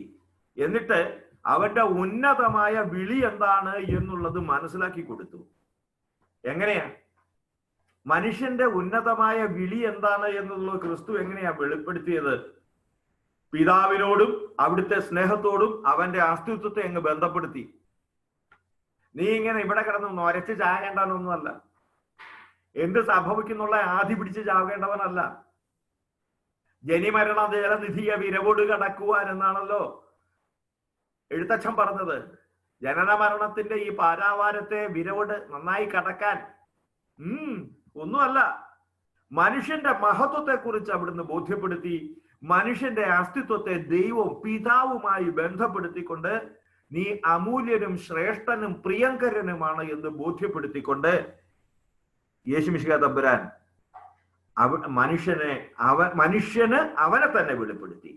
പിതാവിന്റെ സ്നേഹത്തെയും അവിടുത്തെ കരുണയെയും മനുഷ്യന്റെ അസ്തിത്വവുമായി ബന്ധപ്പെടുത്തിക്കൊണ്ട് ഭൗമികാവശ്യങ്ങളിലും അതിഭൗമികാവശ്യങ്ങളിലും അവിടുന്ന് സമീപസ്ഥനാണെന്നും ദയാവാരിധിയായി അവിടുന്ന് നമ്മളെ പരിപാലിക്കുന്നതുമുള്ള ആത്യന്തിക ബോധ്യം ജനിപ്പിച്ചുകൊണ്ട് സ്വാതന്ത്ര്യത്തിലേക്ക് ഭയരാഹിത്യത്തിലേക്ക് പിതാവിന്റെ വാത്സല്യത്തിലേക്ക് അവിടുന്ന് നമ്മെ നയിച്ചു. അങ്ങനെ മനുഷ്യനും അവന്റെ വിളിയും ക്രിസ്തുവിൽ വെളിവാക്കപ്പെടുകയാണ്. ഇതിനെക്കുറിച്ച് ആഴമായി പഠിക്കാൻ, മനുഷ്യന്റെ മഹത്വത്തെക്കുറിച്ച് ആഴമായി പഠിക്കാൻ, വിചിന്തനം ചെയ്യാൻ ഈ കാലഘട്ടം നമ്മോട് ആവശ്യപ്പെടുന്നു എന്നാണ് പാപ്പ പറയുന്നത്. ഈ കാലഘട്ടം നമ്മോട് ആവശ്യപ്പെടുന്നു. ഇനി അദ്ദേഹം, ഞാൻ കുറച്ച് കാര്യങ്ങൾ അങ്ങോട്ട്, ഇതിന്റെ വിശദീകരണങ്ങളൊക്കെ ഞാൻ അങ്ങ് വിട്ടുകളയുക, കാരണം ഇത് നിങ്ങളൊന്ന് കേട്ടതായതുകൊണ്ടാണ്. അദ്ദേഹം രണ്ടാം വത്തിക്കാൻ സൂനഹദോസിന്റെ ഒരു പ്രത്യേകതയെ കുറിച്ച് ഊന്നി പറഞ്ഞുകൊണ്ടാണ് അടുത്ത ഭാഗം ആരംഭിക്കുന്നത്. അതിതാണ്, ഈ ദൈവവുമായിട്ടുള്ള മനുഷ്യന്റെ ബന്ധത്തെ രണ്ട് വിധത്തില് ഇഴചേരാതെ മാറി നിൽക്കുന്ന അപകടകരമായ രണ്ട് പ്രവണതകളുണ്ട്. അതിലൊന്ന് മനുഷ്യ കേന്ദ്രീകൃതവും മനുഷ്യശാസ്ത്രപരവുമാണ്. അതായത് പറയാം, ദൈവത്തിന്റെ മക്കളാണ് നമ്മൾ, അതുകൊണ്ട് തന്നെ മനുഷ്യന്റെ അന്തസ്സത്തയും അവന്റെ മൂല്യവും സംരക്ഷിക്കപ്പെടേണ്ടുന്നത് എല്ലാ സ്ഥലങ്ങളിലും, ഭൗമികമായ എല്ലാ തലങ്ങളിലും വേണം. മനുഷ്യൻ പട്ടിണി കിടക്കുകയും മനുഷ്യൻ ദരിദ്രനാവുകയും മനുഷ്യന് അടിമത്തം ഉണ്ടാവുകയും ചെയ്യുക അസാധ്യമാണ്. ഒറ്റനോട്ടത്തിൽ നല്ല അതിന്റെ വേരൂന്നി നിൽക്കുന്നത് മനുഷ്യന്റെ മഹത്വത്തിലാണ്. അതുകൊണ്ട് തന്നെ വിമോചനം എന്നത്, ക്രിസ്തുവിൽ വിമോചനം എന്ന് പറയുന്നത് ഭൗമികമായ എല്ലാ സാഹചര്യങ്ങളിലും നടപ്പിലാക്കപ്പെടേണ്ടതാണ്. നമുക്കതിനെ ആന്ത്രോപോസെൻട്രിക് അപ്രോച്ച് എന്ന് വിളിക്കാം. അങ്ങനെയാണ് വിളിക്കേണ്ടത്. മനുഷ്യ കേന്ദ്രീകൃതമായ സമീപനം വേണമെന്നുണ്ടെങ്കിൽ നമുക്ക് ഈ മനുഷ്യ കേന്ദ്രീകൃതമായ സമീപനത്തെ വേണമെന്നുണ്ടെങ്കിൽ നമുക്ക് ഈ വിമോചന ദൈവശാസ്ത്രവുമാക്കിയിട്ടൊക്കെ ഒന്ന് ബന്ധപ്പെടുത്താം. മെദലിൻ പ്രമാണരേഖകൾ നിങ്ങൾക്ക് ഓർമ്മയ്ക്കുണ്ടാവും. അല്ലെങ്കിൽ സഭയുടെ ആധുനിക കാലത്തെ സഭയെ കുറിച്ച് പറയുന്നവൻ വിമോചന ദൈവശാസ്ത്രത്തെ കുറിച്ച് എന്തായാലും പഠിക്കാതിരിക്കത്തില്ല. അത് ക്രിസ്തോസെൻട്രിക് ആയിരുന്നോ എന്ന് ചോദിച്ചാൽ ക്രൈസ്റ്റ് ബേസ്ഡ് ആന്ത്രോപോസെൻട്രിക് അപ്രോച്ച് ആയിരുന്നു എന്നാ പറയേണ്ടത്. അഭിപ്രായ വ്യത്യാസങ്ങൾ ഉണ്ടാവാട്ടോ, പക്ഷെ ഞാൻ മനസ്സിലാക്കിയത് അങ്ങനെയാണ്. അത് വളരെയേറെ ആകർഷണം മനുഷ്യന് കൊടുത്തു. ഒരു ഉദാഹരണത്തിന് പറഞ്ഞാല്, ഞാൻ ഒരു കത്തോലിക്കനായിട്ട് വളരുന്ന ഒരാളാണല്ലോ. ഞാൻ വേദപാഠവും പഠിപ്പിച്ചുകൊണ്ടിരുന്ന ആളാണ്. അപ്പൊ അതായത് ഞാൻ പറഞ്ഞത് എന്താ വെച്ചാൽ അങ്ങനെയൊക്കെ എനിക്ക് താല്പര്യമുള്ള ഒരു വിഷയമായിരുന്നു.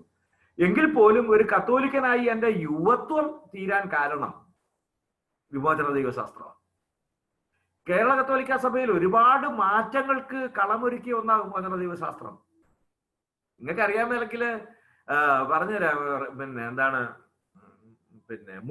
റാഡിക്കൽ ആക്ഷന്റെ എന്താണത്, ഓർഗനൈസേഷൻ ഫോർ റാഡിക്കൽ ആക്ഷൻ, റൊമാൻസ് ആന്റണിയസിന്റെ കൊല്ലത്ത് നിന്ന്, സന്ദേശം പബ്ലിക്കേഷൻസിന്റെ ആമോസ് നീതിയുടെ ഇന്നത്തെ നമ്മുടെ മൈക്കിൾ കാര്യമറ്റോ അച്ഛന്റെ എന്താണ് ചെറിയ ചെറിയ ബുക്ക്ലെറ്റുകൾ, മെദലിൻ പ്രമാണരേഖകളുടെ തർജ്ജമ, ഫാദർ എസ്കാപ്പന്റെ പിന്നെ നാളത്തേക്ക് ഒരു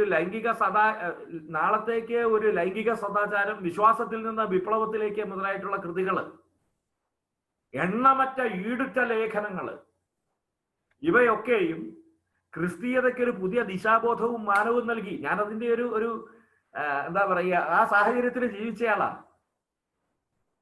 സ്വാഭാവികമായിട്ടും വിമോചനം എന്നത് ക്രിസ്തുവിൽ സംഭവിക്കപ്പെടേണ്ടുന്നത് രാഷ്ട്രീയ സാമുദായിക സാഹചര്യങ്ങളുടെ മാറ്റത്തിലൂടെയാണെന്നും അതിന്റെ ചാലകശക്തിയായി ക്രിസ്ത്യാനി ഉണ്ടാകേണ്ടതുമാണ് എന്നുള്ള ഒരു അവബോധത്തിലേക്ക് ഒരുപാട് ജനം ചെന്നു. ഒരു വേള സാധാരണ ഒരു ഇടവക കത്തോലിക്കനെ അത് ബാധിച്ചിട്ടുണ്ടാവില്ല. പക്ഷെ അതാണ് സത്യം. ഒരുപാട് പുതിയ ചിന്തകൾ ഉണ്ടായി. ഞാനിത് പറഞ്ഞു വരുന്നത് എന്താണ് ഈ രണ്ടാം വത്തിക്കാൻ സിനോദോസിന്റെ സിനഡാനന്തര പിന്നെ ഈ സിനഡ് സംഭവിപ്പിച്ചത് എന്താണ്, സിനഡിന്റെ ഉത്ബോധനം എന്താണ് എന്ന് മനസ്സിലാക്കാൻ വേണ്ടി ഒരു ഇൻസ്റ്റൻസ് പറഞ്ഞതാ.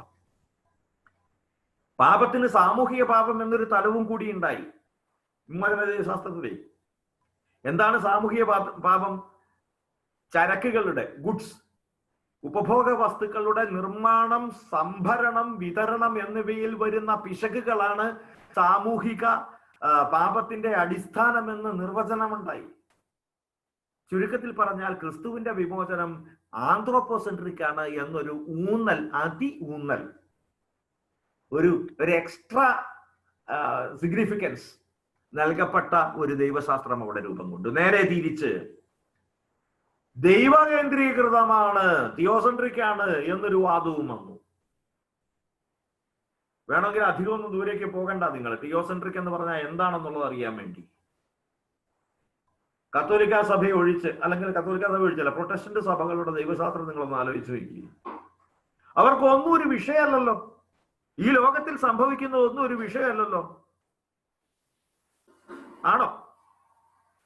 ഒരു കൊല്ലം 5 കോടി കുഞ്ഞുങ്ങൾ ഈ ഭൂമിയിൽ ആശുപത്രിയിലെ ബക്കറ്റിലേക്ക് എറിയപ്പെട്ടിട്ടുണ്ട്. അമ്മയുടെ വയറ്റിൽ നിന്ന് നേരിട്ട് 5 കോടി. അവർക്കൊരു വേദന ഉണ്ടായിട്ടില്ലല്ലോ. എന്താ ഉണ്ടാവാത്തത്? എന്റെ രാജ്യം ഐഹികമല്ല. ഒക്കെ വാനമേഘങ്ങൾ. ഞാൻ ആരെ കുറ്റം പറയല്ല, നിങ്ങൾക്ക് മനസ്സിലാക്കാൻ വേണ്ടി ഒരു ഉദാഹരണം പറഞ്ഞതേ ഉള്ളൂ. ഈ ഉദാഹരണം പറഞ്ഞ് തന്നെ ക്രൂശിക്കരുത്. ഉദാഹരണം വെച്ച്, അതായത് മനുഷ്യനുമായി ബന്ധമില്ലാത്ത ഒരു ദൈവശാസ്ത്രം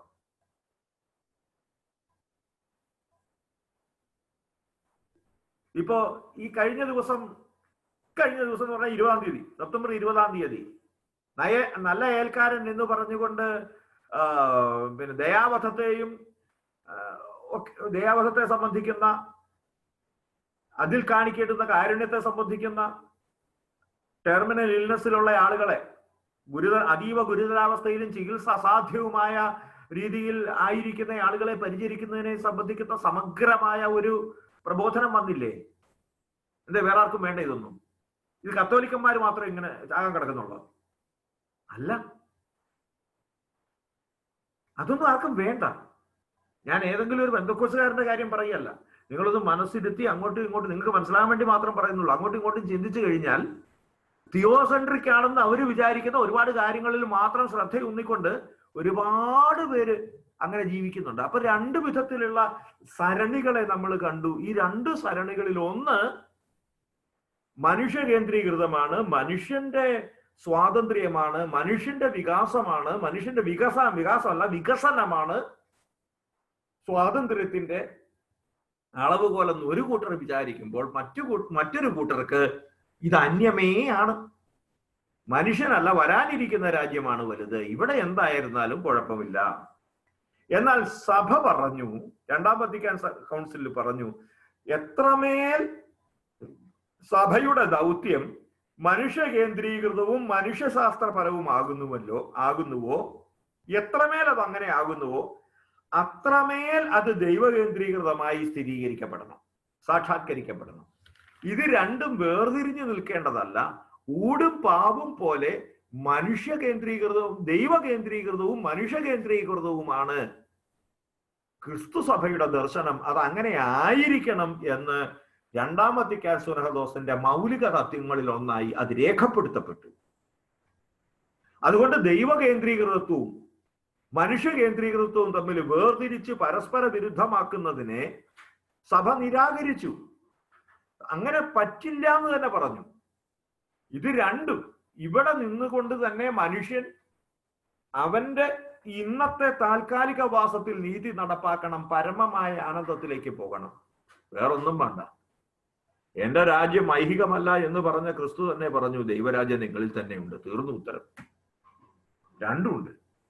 അതായത് ഈ കാലഘട്ടത്തിൽ ദൈവരാജ്യം സന്നിഹിതമാണെന്നും അതിന്റെ പൂർത്തീകരണമാണ് അപ്പുറത്ത് സംഭവിക്കുന്നതെന്നും, ഈ സന്നിഹിതമാവുക എന്ന അവസ്ഥ കത്തോലിക്ക സഭ ഒരുപാട് പ്രയോഗിക്കുന്നതാണ്. മോക്ഷം ഇവിടെ സന്നിഹിതമാണ് എന്നത് ദിവ്യകാരുണ്യാനുഭവത്തിൽ വെച്ചിട്ട് നമുക്ക് പറയാൻ കഴിയും. സ്വർഗഭാഗ്യത്തിൽ അതിന്റെ പരിപൂർണതയാണെന്ന് പറയാം. അതുപോലെ തന്നെ ഇവിടെ വെച്ചിട്ട് ആരംഭിക്കുന്ന മനുഷ്യന്റെ വിമോചനം, അതിന്റെ പ്രവർത്തികൾ ഇവിടെ തന്നെ ഉണ്ടാകണം, ഉണ്ടായേ തീരൂ.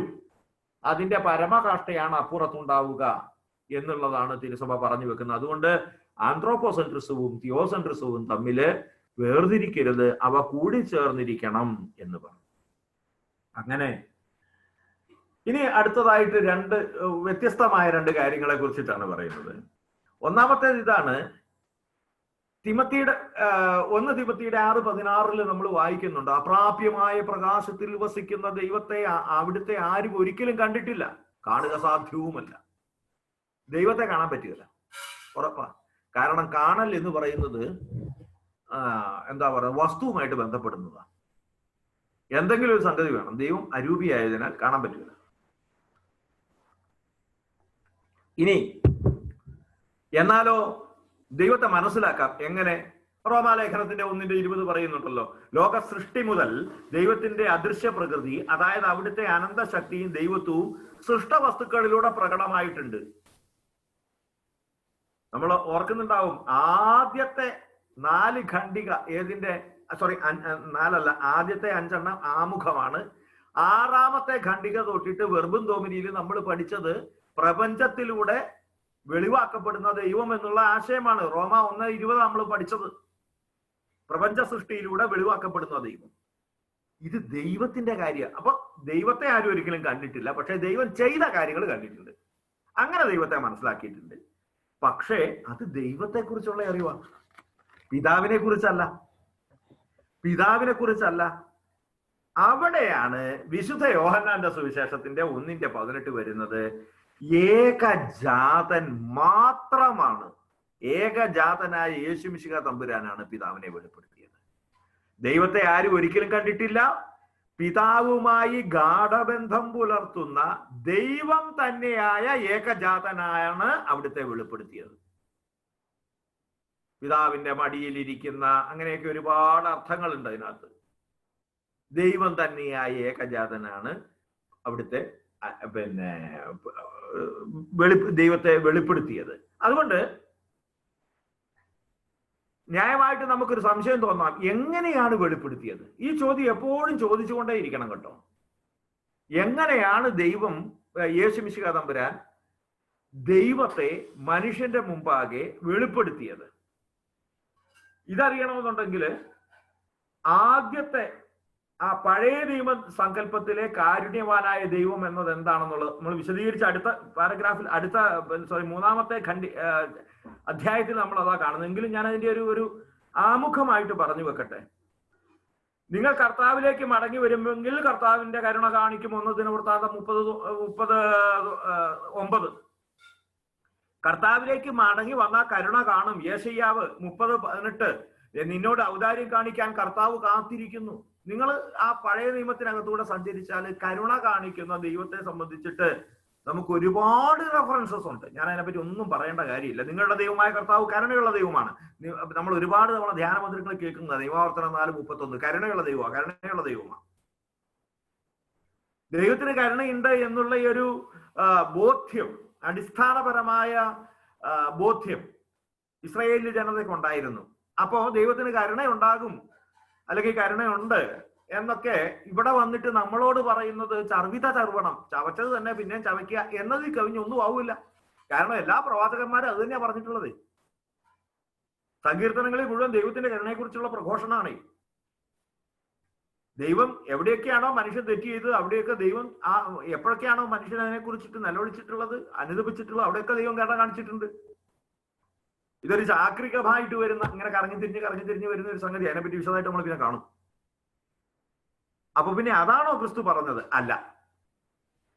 ക്രിസ്തു പറഞ്ഞത് ഒരക്ഷരവും പറയല്ല ചെയ്തത്. പറഞ്ഞില്ല എന്നല്ല, ക്രിസ്തു അവിടുത്തെ വാക്കിലൂടെയും നോക്കിലൂടെയും പ്രവൃത്തിയിലൂടെയും അവിടുത്തെ ഉണ്മയിലൂടെ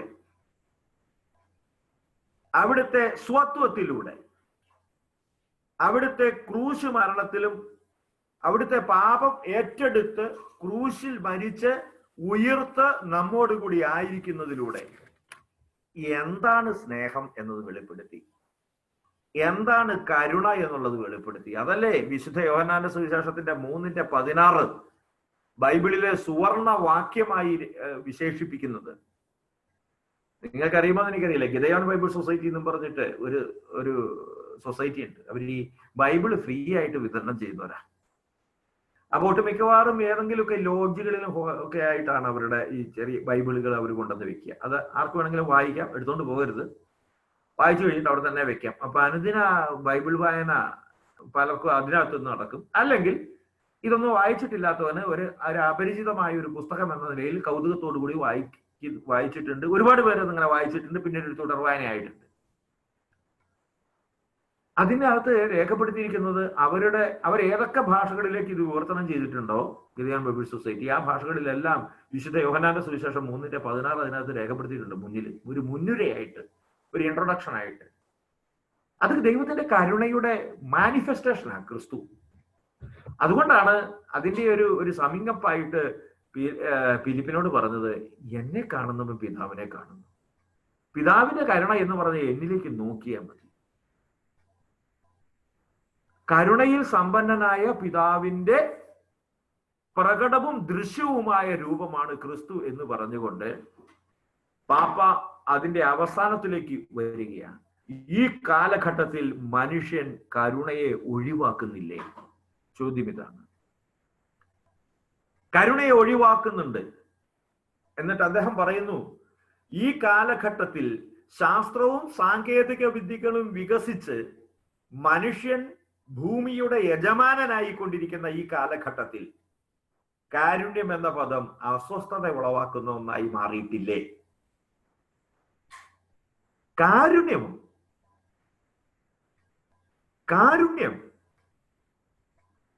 ഇത് സർവൈവൽ ഓഫ് ദ ഫിറ്റസ്റ്റിന്റെ കാലഘട്ടമാണ്.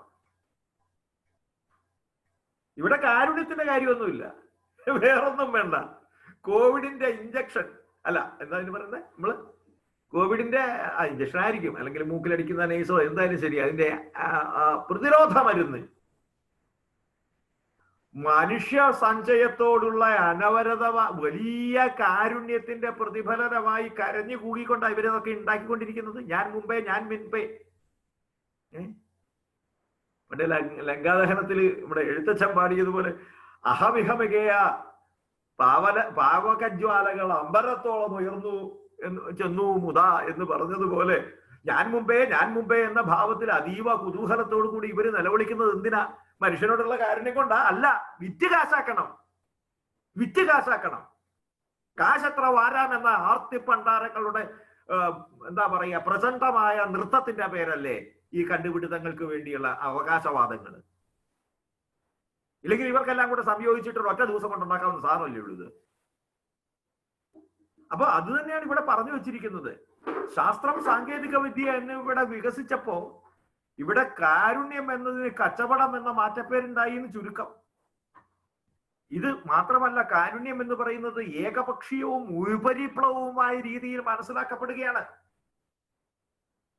കാരുണ്യം എന്ന് പറയുന്നത് ആകാശത്തിൽ കൂടെ ഹെലികോപ്റ്റർ പോകുമ്പോ താഴേക്ക് എറിഞ്ഞു വീഴുന്ന പൊതിക്കെട്ടിന്റെ പേരായി മാറിയിരിക്കുകയാണ്. വല്ലപ്പഴങ്ങാനും വീണ് കിട്ടുന്ന കമ്പിളിപ്പൊതപ്പിന്റെ പേരായിട്ട് മാറിയിരിക്കുക.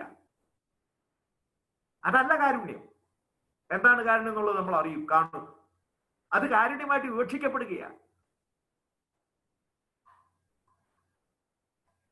ഒന്ന് ആലോചിച്ച് നോക്കി, ഒന്നും വേണ്ട, ഒന്നും വേണ്ട. അത്രയൊന്നും വലിയ ആഗോള ചിന്തയൊന്നും വേണ്ടെന്നേ. പള്ളിയിലോട്ട് പോകുമ്പോ നമ്മൾ എറിഞ്ഞു കൊടുക്കുന്ന 2 രൂപ കാരുണ്യമാണെന്നുള്ള തെറ്റിദ്ധാരണ നമുക്കുള്ളത്. കൈനീട്ടുന്നതിന്റെ മുമ്പാകെ നാളെ തരാന്ന് പറഞ്ഞിട്ട് അവന്റെ അവകാശത്തെ നിഷേധിക്കുമ്പം ഇന്ന് തന്നെ കൊടുക്കുമ്പോൾ അത് കാരുണ്യമാണെന്നുള്ള വ്യർത്ഥ ചിന്തയാണ് നമുക്കുള്ളത്.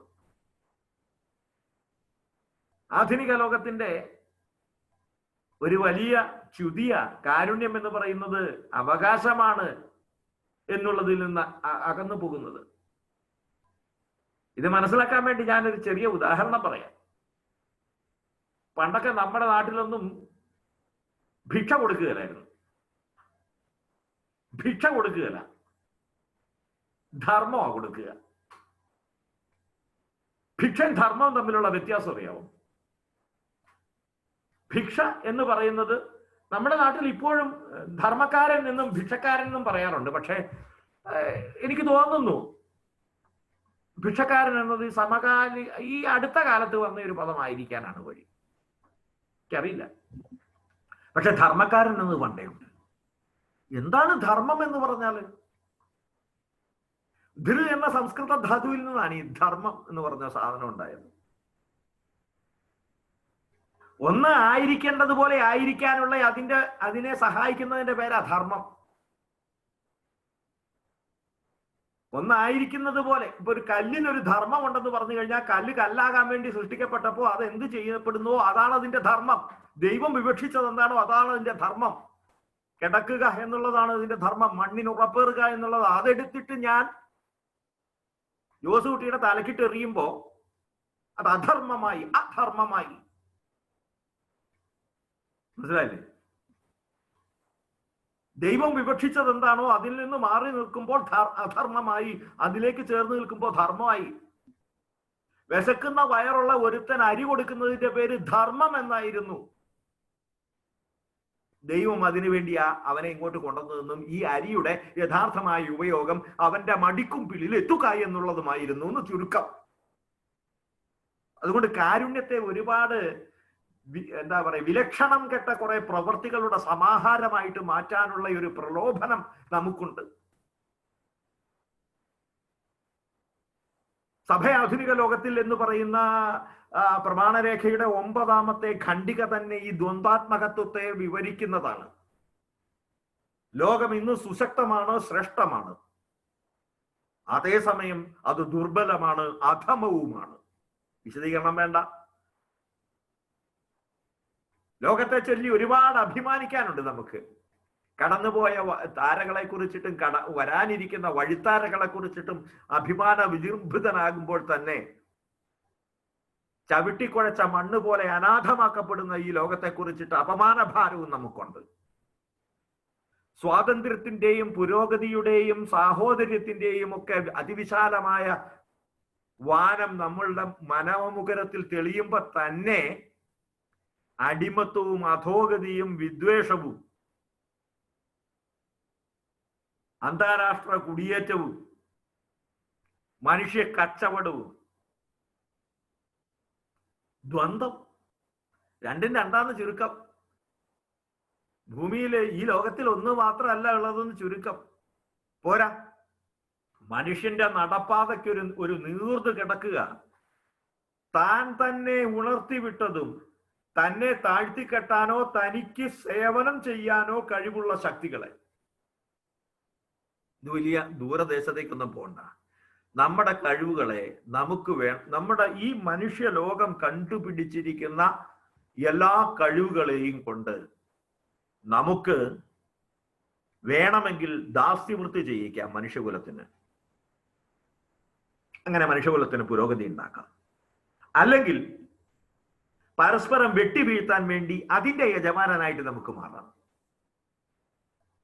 അതിനെ നേർവഴിക്ക് നയിക്കണമോ വേണ്ടയോ എന്നുള്ളത് തീരുമാനിക്കുന്നത് മനുഷ്യനാണ്, മനുഷ്യൻ മാത്രമാണ്. ഫുൾട്ടൺ ഓൾസ്ലറുടെ the greatest story ever told എന്ന് പറഞ്ഞൊരു പുസ്തകമുണ്ട്. ഞാൻ ഏറ്റവും കൂടുതൽ കണ്ടിട്ടുള്ള പുസ്തകം. കാരണം എൻ്റെ വലിയപ്പൻ്റെ പുസ്തകമായിരുന്നു. അതങ്ങനെ അവിടെ ഇങ്ങനെ ഇരിക്കുന്ന കാണാം. ഇടയ്ക്ക് പുള്ളി ഇങ്ങനെ എന്താണെന്ന് എനിക്കറിയില്ല. പിന്നെ ആയ കാലത്ത് വായിച്ചു നോക്കി. അതിനകത്ത് ഒരു പാരാഫൈസ്ഡ് ആയിട്ടുള്ള ഒരു ബൈബിൾ എന്നൊക്കെ നമുക്ക് വേണമെങ്കിൽ പറയാം. അതിനത് വിശുദ്ധ ജോസഫും തീക്ഷ്ണനായ ശമയോനും വലിയ കമ്പനിയാണ്. നമ്മുടെ വളർത്തുപിതാവ് ജോസഫും ആള് പറയുന്നതിന് ഇപ്പൊ കുഴപ്പമൊന്നുമില്ലല്ലോ. അതില് ജോസഫിന്റെ ഒരു വാളെന്നാണ് വിചാരിക്കുന്നത്, ഒരുപാട് കാലം മുമ്പ് വായിച്ചിട്ടുള്ളത്, വലിച്ചെടുക്കുന്നുണ്ട് ശമയോൻ, തീക്ഷ്ണനായ ശമയോൻ. അപ്പോ ജോസഫ് കയ്യെ പിടിച്ച് പറയുന്നുണ്ട്, വേണമെങ്കിൽ ഈ വാളിന് ഒരു റോമക്കാരന്റെ തല കൊയ്യാം, അല്ലെങ്കിൽ നാസറത്തിലെ ഒരു കുഞ്ഞിന് കിടക്കാനുള്ള തൊട്ടിലുണ്ടാക്കാം. വാളല്ല, പിടിച്ച കൈയാണ് അത് തീരുമാനിക്കുന്നത്. ഇവിടെ പാപ്പ ഉയർത്തിവെച്ച ദർശനം എന്താണെന്ന് നമുക്ക് മനസ്സിലാക്കുന്നു. നാം ഇന്ന് ഒരു ദ്വന്ദ്വാത്മകത്വത്തിന്റെ മുമ്പിലാണ്, ഒരു തെരഞ്ഞെടുപ്പിന്റെ മുമ്പിലാണ്. ഈ തെരഞ്ഞെടുപ്പുകളുടെ സാധ്യതയുടെ മുമ്പിൽ അനാവശ്യപദമായി കാരുണ്യം അവശേഷിക്കരുത്. കാരുണ്യം എന്നത് തേഞ്ഞു മാഞ്ഞു പോയ, അർത്ഥശോഷണം വന്ന ഒരു പ്രാകൃത പദമായി മാറരുത്. അദ്ദേഹം അവസാനിപ്പിക്കുന്നത് ഇങ്ങനെയാണ്. അതുകൊണ്ട് സമ്മതിച്ചാലുമില്ലെങ്കിലും മനുഷ്യവർഗത്തിന് കാരുണ്യം ആവശ്യമുണ്ട്. ഇന്നിന്റെ സാഹചര്യങ്ങളിൽ സ്വാഭാവികമായി തന്നെ ദൈവ കരുണയിലേക്ക് തിരിയാൻ മനുഷ്യവർഗം പ്രചോദിതരാകുന്ന വിധത്തിൽ കഷ്ടതരമാണ് മനുഷ്യന്റെ അവസ്ഥ. എനിക്ക് തോന്നുന്നത് കൊറോണയിൽ വായിക്കാൻ പറ്റിയ സുവിശേഷമായിരുന്നു. ഈ ഒന്നാമത്തെ അധ്യായത്തിന്റെ അവസാന ഭാഗത്തിലേക്ക് വരുമ്പോൾ സ്വാഭാവികമായി തന്നെ ദൈവ കരുണയിലേക്ക് വ്യക്തിയും സമൂഹവും തിരിയുന്ന, ക്രിസ്തു വാഗ്ദാനം ചെയ്ത പരിശുദ്ധാത്മ പ്രേരണയാൽ പ്രചോദിതമാകുന്ന രീതിയിൽ സമൂഹം മാറിയിരിക്കുന്നു എന്ന് എനിക്ക് തോന്നുന്നു അദ്ദേഹം പറഞ്ഞത് പ്രവചനപരമായിട്ടാണ് പറഞ്ഞത്. ഇന്ന് നമ്മളത് വായിക്കുമ്പോൾ ഇത്തിരി പോന്ന ഒരു വൈറസിനെ പേടിച്ച് നമുക്ക് വേറെ പണിയൊന്നുമില്ല. ദൈവകരങ്ങൾ നമ്മുടെ ദൈവസന്നിധിയിലേക്ക് നമ്മുടെ കരങ്ങൾ ഉയർത്തുക എന്നുള്ളതല്ലാതെ ഒരു പോംവഴിയില്ല. അതുകൊണ്ട് ഈ കാലഘട്ടത്തിൽ ക്രിസ്തു വെളിപ്പെടുത്തിയ കരുണാസമ്പന്നനായ ദൈവത്തെ ലോകത്തിന്റെ കഷ്ടതകളുടെ മുമ്പിൽ ലോക സമക്ഷം അവതരിപ്പിക്കുന്നത് സഭയുടെ കടമയാണ്, സഭാ മക്കളുടെ കടമയാണ്. അദ്ദേഹം പറയുന്നു, അതുകൊണ്ട് ഞാൻ ഈ ചാക്രിക ലേഖനം എഴുതുന്നു. കരുണ എന്നത് അർത്ഥശോഷണം വന്ന് വക്ക് തേമ്പിപ്പോയ ഒരു പാത്രമല്ലെന്നും സനാതന സാധുതയുള്ള ഒരു പദമാണെന്നും അവസാന മനുഷ്യനും പിറന്നു വീഴുമ്പോൾ അവനും കരുണ വേണമെന്നും അവനും കരുണ കാണിക്കണമെന്നുമുള്ള കരുണയുടെ ശൃംഖലയിലാണ് മനുഷ്യകുലം കോർത്തെടുക്കപ്പെട്ടിട്ടുള്ളത് എന്നുമുള്ള ആശയത്തോടു കൂടി 1-ാം അധ്യായം സമാപിക്കുകയാണ്. എനിക്കറിയാം ഇതാണ് ചുരുക്കമെങ്കില് വലുപ്പം എത്രത്തോളം ഉണ്ട് എന്നുള്ള ഒരു സംശയത്തിലാണ് നിങ്ങൾ നിൽക്കുന്നതെന്നുള്ളത്. ഇത് ചുരുക്കാനാവില്ലാത്തത് കൊണ്ടാണ്. ദയവ് ചെയ്ത് ക്ഷമിക്കുക. ഇതിപ്പോ കഴിഞ്ഞ കുറി പറഞ്ഞ മാതിരി തന്നെ ഞാൻ പറഞ്ഞിട്ട് ഏറെക്കുറെ അതും ഇതൊക്കെ അവിടെ ഇവിടെയൊക്കെ വിട്ടിട്ടുണ്ട്. അതിന്റെ കാരണം എന്താന്ന് ചോദിച്ചു കഴിഞ്ഞാല് അടുത്തത് പറയുമ്പോൾ ഇതിന്റെ അടിസ്ഥാനത്തിൽ വേണം നമ്മൾ പണിതുയർത്താനേ. അതുകൊണ്ട് ഇതിനകത്ത് എന്തെങ്കിലും ഒന്ന് ഓർമ്മ കിട്ടിയില്ല എന്നുണ്ടെങ്കിൽ പന്തം പെരിച്ചാഴി റിലേഷൻഷിപ്പിൽ നമ്മൾ അങ്ങനെ നിന്നു അറിയാലോ. അതുകൊണ്ടാണ് ഞാൻ ഇച്ചിരി വിശദീകരിച്ച് പറഞ്ഞത്. ഇപ്പൊ എത്രയായ സമയം ദൈവമേ, 8:45. അതുകൊണ്ട് ഇതിനെപ്പറ്റി ഒരു സംശയമൊന്നും ഇല്ല എന്ന് വിചാരിച്ചിട്ട് ഞാൻ നമുക്ക് രണ്ടും കൂടി ഇനി സംശയം എന്തെങ്കിലും ഉണ്ടെങ്കിൽ നമുക്ക് രണ്ടാമത്തേൽ ഇത് രണ്ടും കൂടെ കഴിയുമ്പോൾ രണ്ടാമത്തേത് അധ്യായം 2 ഒരു താരതമ്യേന ചെറിയ ഒരു അധ്യായമാണ്. അതുകൊണ്ട് അതുകൂടി കഴിഞ്ഞിട്ട് നമുക്ക് എന്തെങ്കിലും സംശയങ്ങളോ വിശദീകരണങ്ങളോ പങ്കുവെക്കലുകളോ ഉണ്ടെങ്കിലും മതി എന്നാണ് ഞാൻ വിചാരിക്കുന്നത്. മൗനം സമ്മത ലക്ഷണം എന്ന പഴയ ആ ന്യായം ഉപയോഗിച്ച് ഞാൻ 2ലേക്ക് കടന്നോട്ടെ. മധുരം വെക്കട്ടെ? എങ്ങനെയാ? ആയിക്കോട്ടെ. എന്നാ തുടങ്ങാം നമുക്ക് 2-ാമത്തെ അധ്യായം. മെസയാനിക സന്ദേശം എന്നതാണ് എൻ്റെ ഒരു തലക്കെട്ടായിട്ട് നമുക്ക് പറയാം. മെസ്സയാനിക സന്ദേശം എന്ന് പറഞ്ഞാൽ ക്രിസ്തു നമുക്കായി തന്ന സന്ദേശം. അത് 2ാമത്തെ ചാപ്റ്ററാണ്. എന്തായാലും ഇത് 3ാമത്തെ ചാപ്റ്ററോട് ഇന്ന് നടക്കണം എന്നുള്ള ഒരു മോഹം എനിക്കുണ്ടായിരുന്നു. ഞാൻ തന്നെ എന്നോട് പറയാ വെള്ളം അങ്ങ് വാങ്ങി വെച്ചേക്കാം. എന്തായാലും ശരി, നമുക്ക് ആരംഭിച്ചു കളയാം. അതിന് വേറെ ഉപശീർഷകങ്ങളൊന്നുമില്ല. ഈ മെസ്സയാനിക സന്ദേശം എന്ന് പറഞ്ഞിട്ടുള്ള ഒറ്റ ഇതിലങ്ങ് തുടങ്ങിയിരിക്കാന് അതാകെ ഇത്രയേ ഉള്ളൂ: ക്രിസ്തു പ്രവർത്തിക്കാനും പഠിപ്പിക്കാനും തുടങ്ങിയപ്പോൾ എന്ന് പറഞ്ഞിട്ട് ഒരു ശീർഷകത്തില് ഇങ്ങനെ വെച്ചിരിക്കാം. വിശുദ്ധ ലൂക്കായുടെ സുവിശേഷത്തിന്റെ 4 തൊട്ടിട്ടുള്ള ആ വാക്യത്തിലാണ് അദ്ദേഹം ആരംഭിക്കുന്നത്. അതെന്താണെന്ന് നിങ്ങൾക്കറിയാം. വിശുദ്ധ ലൂക്കായുടെ 4:18-19. യേശു താൻ വളർന്ന സ്ഥലമായ നാസറത്തിൽ വന്നു.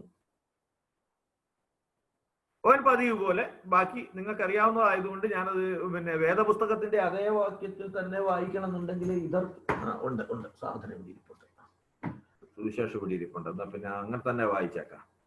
ഇപ്പൊ അങ്ങനെയാണോ എഴുതിയെന്നൊരു ഉറപ്പുണ്ട്. 4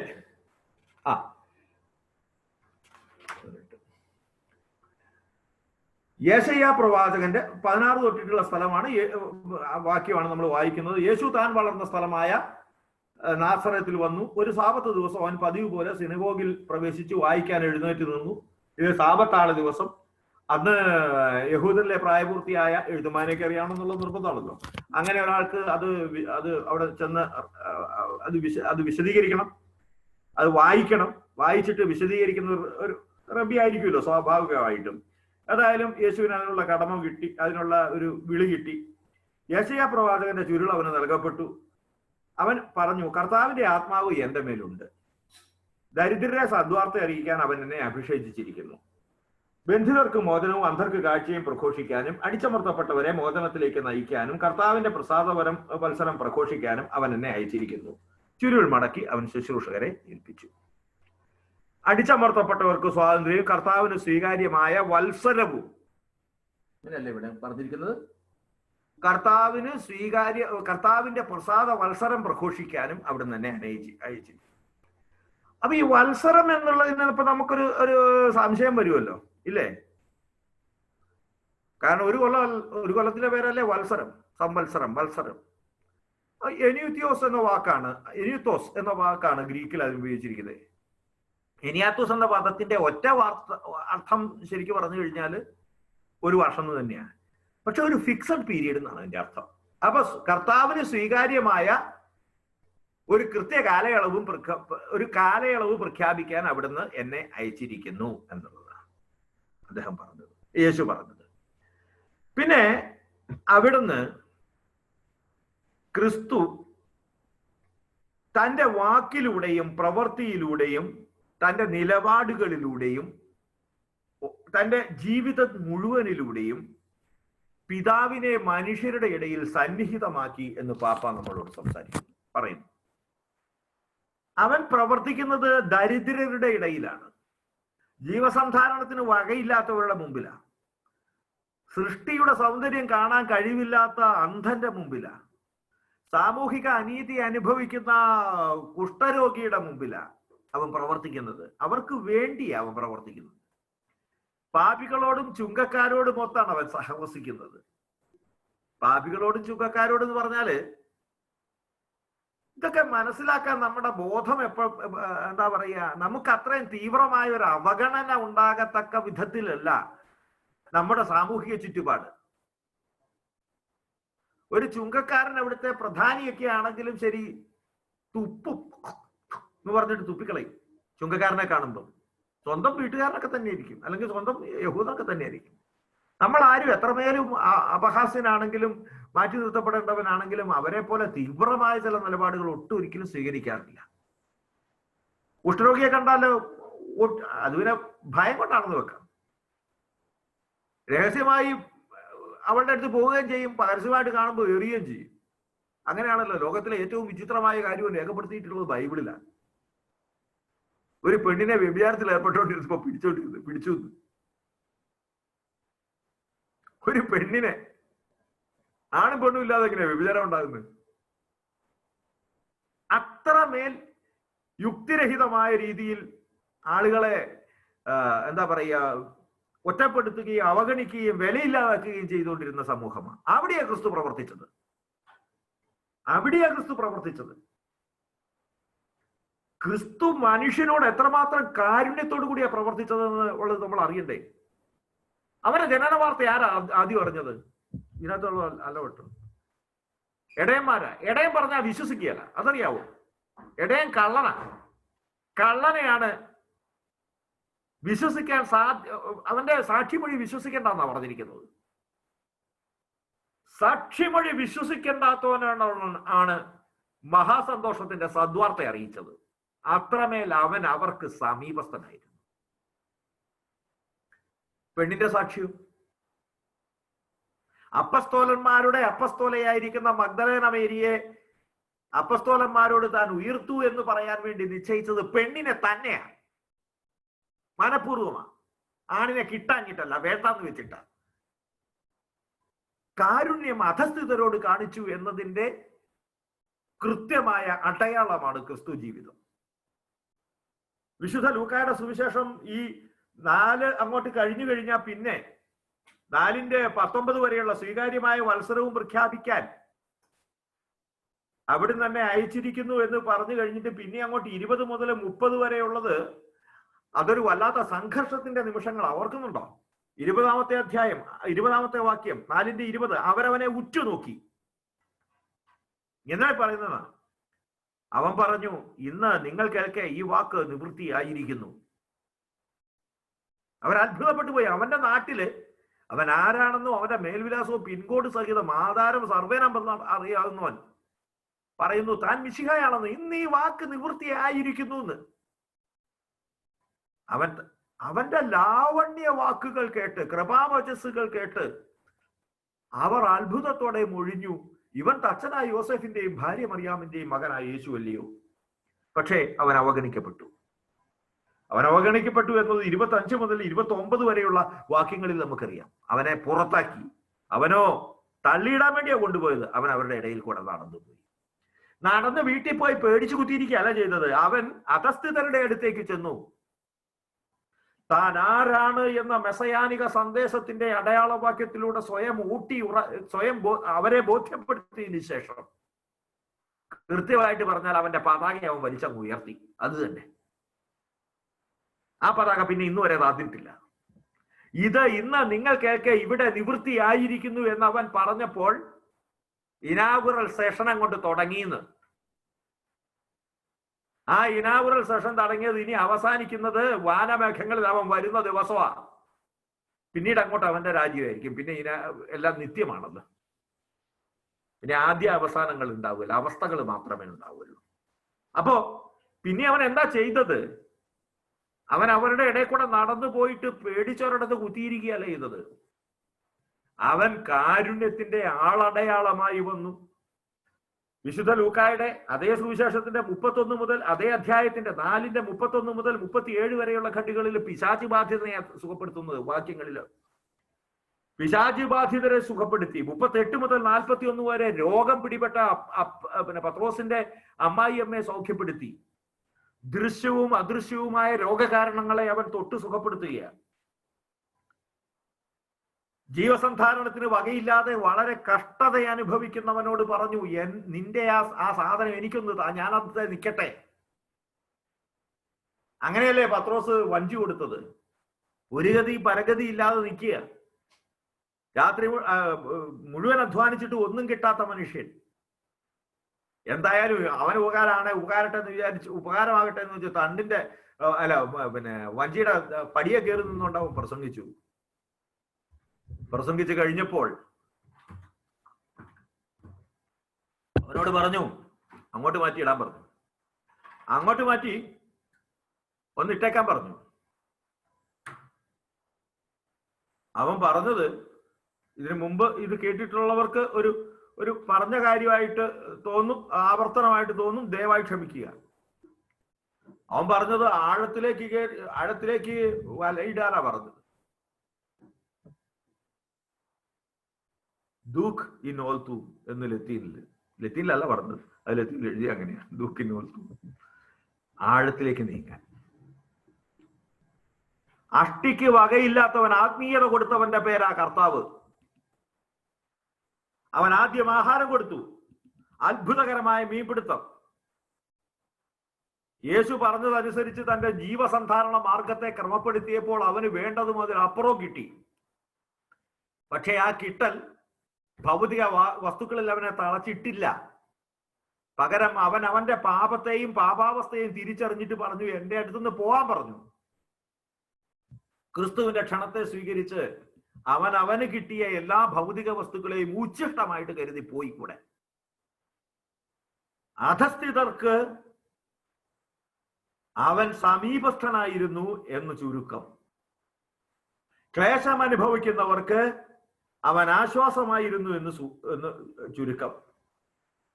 അതിന്റെ തന്നെ 5:12 തൊട്ട് 1 മുതൽ 11 വരെ അത്ഭുതകരമായ മീൻപിടുത്തത്തെ കുറിച്ചാണ് പറയുന്നതെന്നുണ്ടെങ്കിൽ 12 തൊട്ട് 16 വരെയുള്ളത് അസ്പർശനായ കുഷ്ഠരോഗിയെ സൗഖ്യപ്പെടുത്തുന്നതിനെ കുറിച്ചാണ് പറയുന്നത്. 17 തൊട്ട് 24 വരെയുള്ളത് തളർവാദ രോഗിയെ സൗഖ്യപ്പെടുത്തുന്നതിനെ സംബന്ധിച്ചിട്ടാണ്. പാപത്തെ ക്ഷമിച്ചുകൊണ്ട് തളർവാദ രോഗിയെ സുഖപ്പെടുത്തുന്നതിനെ സംബന്ധിച്ചിട്ടാണ്. ഇവിടെയൊന്നും നിങ്ങൾ ജെറൂസലേമിലെ മണിമാടുകളും വലിയ സന്നാഹങ്ങളും സിനഗോഗുകളും ഒന്നും കാണുന്നില്ല.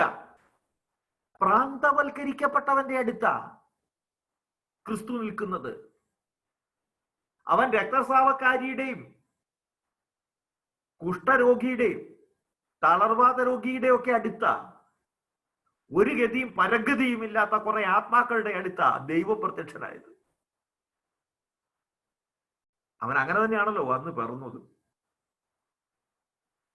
ഇനി 27 മുതൽ ഞാൻ പറഞ്ഞു 17 മുതൽ 24 വരെയുള്ളത് തളർവാദ രോഗിയെ സൗഖ്യപ്പെടുത്തുന്നത്. 27 മുതൽ 32 വരെ ലേവിയെ വിളിക്കുന്നത്.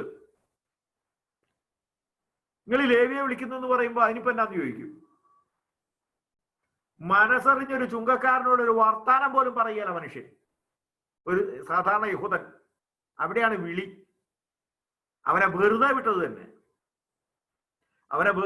തന്നെ നല്ല കാര്യം എന്ന് വിചാരിച്ചോണ്ടാണ്. സാധാരണഗതിയിലുള്ള വിമോചനം വന്നു കഴിഞ്ഞാൽ 2 കാര്യത്തിൽ നിന്നാണ്. ഒന്നാമത്തേത് റോമിൽ നിന്നുള്ള വിമോചനം വരും, അവിടെ ഒരു മിശിഹാ സങ്കല്പമാണ്.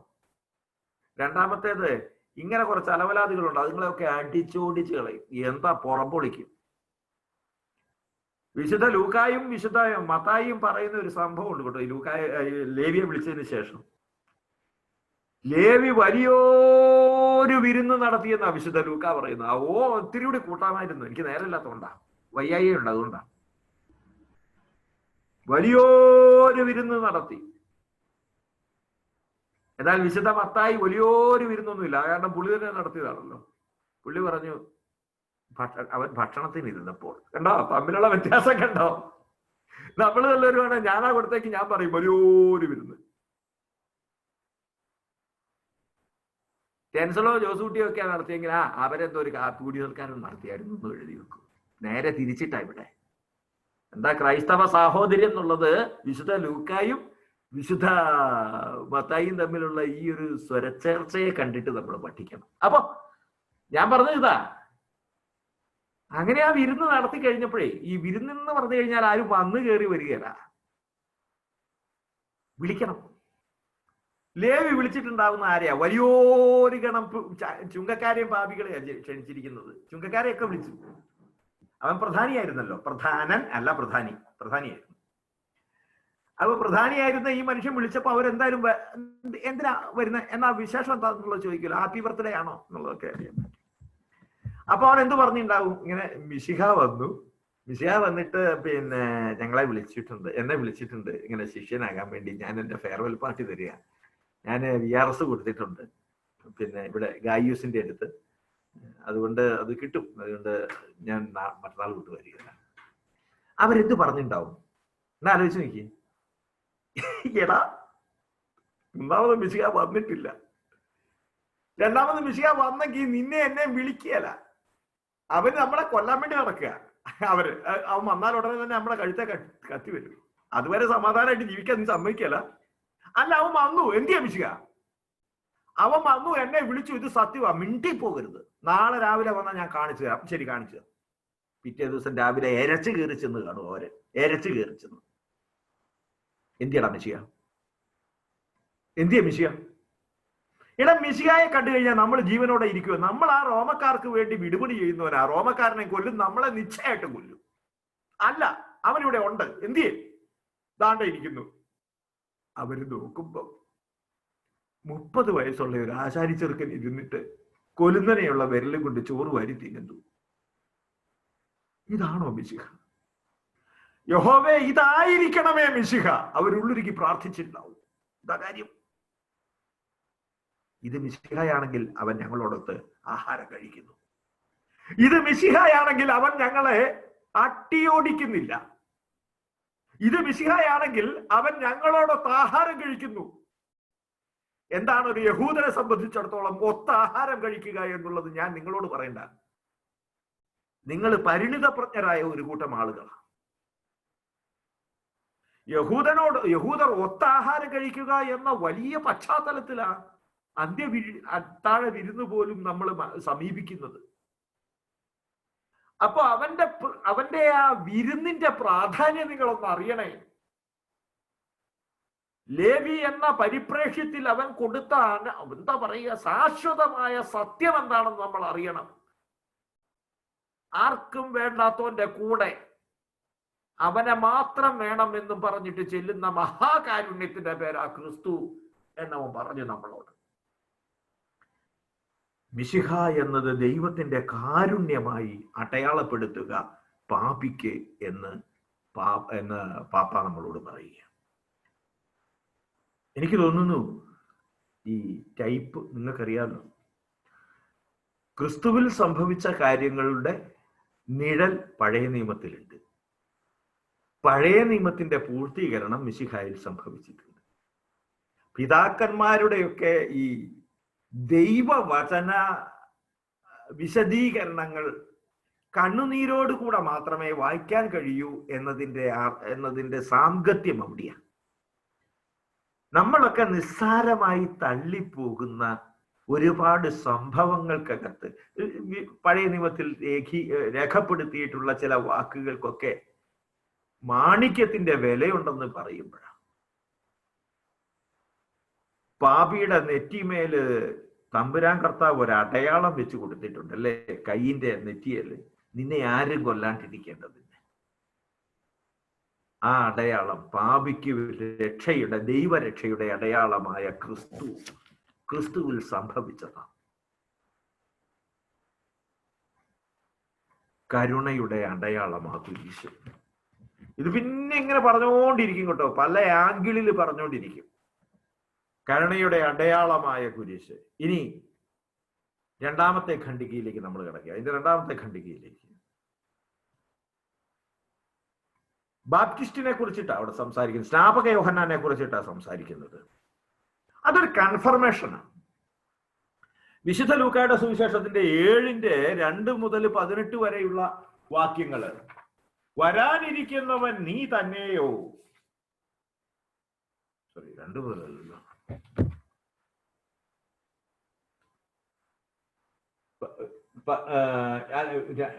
രണ്ടാമത്തെ ഖണ്ഡിക, സോറി കേട്ടോ, 7:18 മുതലുള്ള തിരുവചനങ്ങള്. ഇവയെല്ലാം യോഹന്നാന്റെ ശിഷ്യൻ അവരെ അറിയിച്ചു. യോഹന്നാൻ തന്റെ ശിഷ്യന്മാരിൽ 2 പേരെ വിളിച്ച് ഇങ്ങനെ ചോദിക്കാൻ കർത്താവിന്റെ അടുത്ത് പറഞ്ഞയച്ചു, വരാനിരിക്കുന്നവൻ നീ തന്നെയോ അതോ ഞങ്ങൾ മറ്റൊരുവനെ പ്രതീക്ഷിക്കണമോ? യോഹന്നാൻ എന്തോ സംശയം തോന്നിയിട്ടാ ഇതിങ്ങനെ പറഞ്ഞത് പലരും പറയാറുണ്ട്. യോഹന്നാൻ തന്റെ ശിഷ്യന്മാര് വേണോ? വേണ്ട. ഒരു പൂവിൽ പരാഗണം നടന്നു കഴിയുമ്പോൾ അതിന്റെ ഇതളുകൾ, അതിമനോഹരമായ ഇതളുകൾ സ്വമേധയാ കൊഴിയുന്നത് പോലെ അവൻ വളരുകയും ഞാൻ കുറയുകയും വേണം എന്ന് പറഞ്ഞുകൊണ്ട് ആത്മബലിയുടെ ബലിക്കല്ലിൽ സ്വയം തലവെച്ച് കൊടുത്ത യോഹന്നാൻ സംശയിച്ചെന്ന് പറയുന്നത് തന്നെ അധിക പ്രസംഗല്ലേ? അതാ ലോകത്തിന്റെ പാപങ്ങൾ നീക്കുന്ന ദൈവത്തിന്റെ കുഞ്ഞാട് എന്ന് പറഞ്ഞുകൊണ്ട് തന്റെ ശിഷ്യന്മാരെ അങ്ങോട്ട് ചേർത്ത് വിടുന്ന യോഹന്നാൻ അവനെ കുറിച്ച് സംശയിച്ചെന്ന് പറയണമെങ്കിൽ അസാമാന്യമായ ധൈര്യം വേണ്ടേ? അവന്റെ ശിഷ്യന്മാർക്ക് ഒരു ചൂണ്ടുപലകയായ ജോണിനേക്കാളും ഉപരി താൻ ആരെ ചൂണ്ടിക്കാണിച്ചു അവന്റെ വായിൽ നിന്നുള്ള ഒരു ഉറപ്പ് വേണമായിരുന്നു. അതുകൊണ്ട് യോഹന്നാൻ പറഞ്ഞു, പോയി ചോദിച്ചു നോക്കത് ആരാന്ന്. നീ ആരാന്ന് നിങ്ങൾ ചെന്ന് ചോദിക്ക്. അവൻ തടവറയിലാണ്. വരാനിരിക്കുന്നവൻ നീ തന്നെയോ അതോ ഞങ്ങൾ മറ്റൊരുവനെ പ്രതീക്ഷിക്കണമോ? ആ സമയം സംഭവിച്ചു കൊണ്ടിരിക്കുന്നതിന്റെ ദൃക്സാക്ഷിയാകാൻ വേണ്ടിയാ യോഹന്നാൻ അവരെ വിട്ടത്. അവിടെ ചെന്നിട്ട് ഒരു സംശയം ചോദിക്കാൻ വേണ്ടി ഉതുപ്പ മയിലാടൂർക്ക് പോയ മാതിരി നേരെ ചെന്ന് സംശയം ചോദിച്ചിട്ട് തിരിച്ചു വരികയല്ല ചെയ്തത്.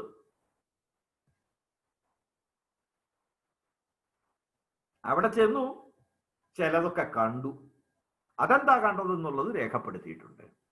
അവർ അവന്റെ അടുത്ത് ചെന്ന് പറഞ്ഞു, വരാനിരിക്കുന്നവൻ നീ തന്നെയോ അതോ ഞങ്ങൾ മറ്റൊരുവനെ പ്രതീക്ഷിക്കണമോ എന്ന് ചോദിക്കാൻ സ്നാപക യോഹന്നാൻ ഞങ്ങളോട് പറഞ്ഞിരിക്കുന്നു. അങ്ങനെ ചെന്ന് ചോദിച്ചാൽ മതി. അങ്ങനെ അപ്പോഴെന്താ സംഭവിക്കുന്നത് എന്നുള്ളത് കാണാൻ വേണ്ടിയും കൂടെയാ യോഹന്നാൻ വിട്ടത്. അല്ലായിരുന്നെങ്കിൽ അത് അങ്ങനെ രേഖപ്പെടുത്തുകയായിരുന്നതേ. അവൻ ആഹാരം കഴിച്ചിട്ട് കിടക്കപ്പായ കിടക്കുന്നതിന് പിന്നെ ഇപ്പുറത്ത് 3 മണിക്കത്തെ ഉച്ച കഴിഞ്ഞിട്ട് 2 മണിക്കിട്ടുള്ള ഉറക്കത്തിന്റെ സമയത്തല്ല ചോദിച്ചത്. വളരെ വ്യക്തമായി പറയുന്നുണ്ട് ഏത് സമയത്തിലാണ് ഈ ചോദ്യം വന്നത് എന്നുള്ളത്. ആ സമയം യേശു അനേകം പേരെ രോഗങ്ങളിൽ നിന്നും പീഡകളിൽ നിന്നും അശുദ്ധാത്മാക്കളിൽ നിന്നും സുഖപ്പെടുത്തുകയും അനേകം കുരുടന്മാർക്ക് കാഴ്ച കൊടുക്കുകയും ചെയ്തു. എന്താണോ പ്രവാചകൻ ലക്ഷണ സംയുക്തമായി വിമോചകനെ കുറിച്ച് പറഞ്ഞിരുന്നത്, അത് പ്രവചനം, അതിന്റെ പൂർത്തീകരണമായി ഇവിടെ നടന്നത്. എന്നിട്ട് യേശുമിശിഹാ തമ്പുരാൻ പറഞ്ഞു, നിങ്ങൾ ഞാനാന്ന് ചെന്ന് പറയുമൊന്നും വേണ്ട, അവൻ തന്നെയാന്ന് സമ്മതിച്ചെന്നും പറയണ്ട, നിങ്ങൾ ഈ കാര്യം മാത്രം പറഞ്ഞാൽ മതി. നിങ്ങൾ കാണുകയും കേൾക്കുകയും ചെയ്തതെല്ലാം ചെന്ന് അവനെ അറിയിക്കുക. കുരുടർ കാണുന്നു, മുടന്തർ നടക്കുന്നു, കുഷ്ഠരോഗികൾ സുഖമാക്കപ്പെടുന്നു, ചെകിടർ കേൾക്കുന്നു, മരിച്ചവർ ഉയർപ്പിക്കപ്പെടുന്നു, ദരിദ്രരോട് സദ്വാർത്ത അറിയിക്കപ്പെടുന്നു.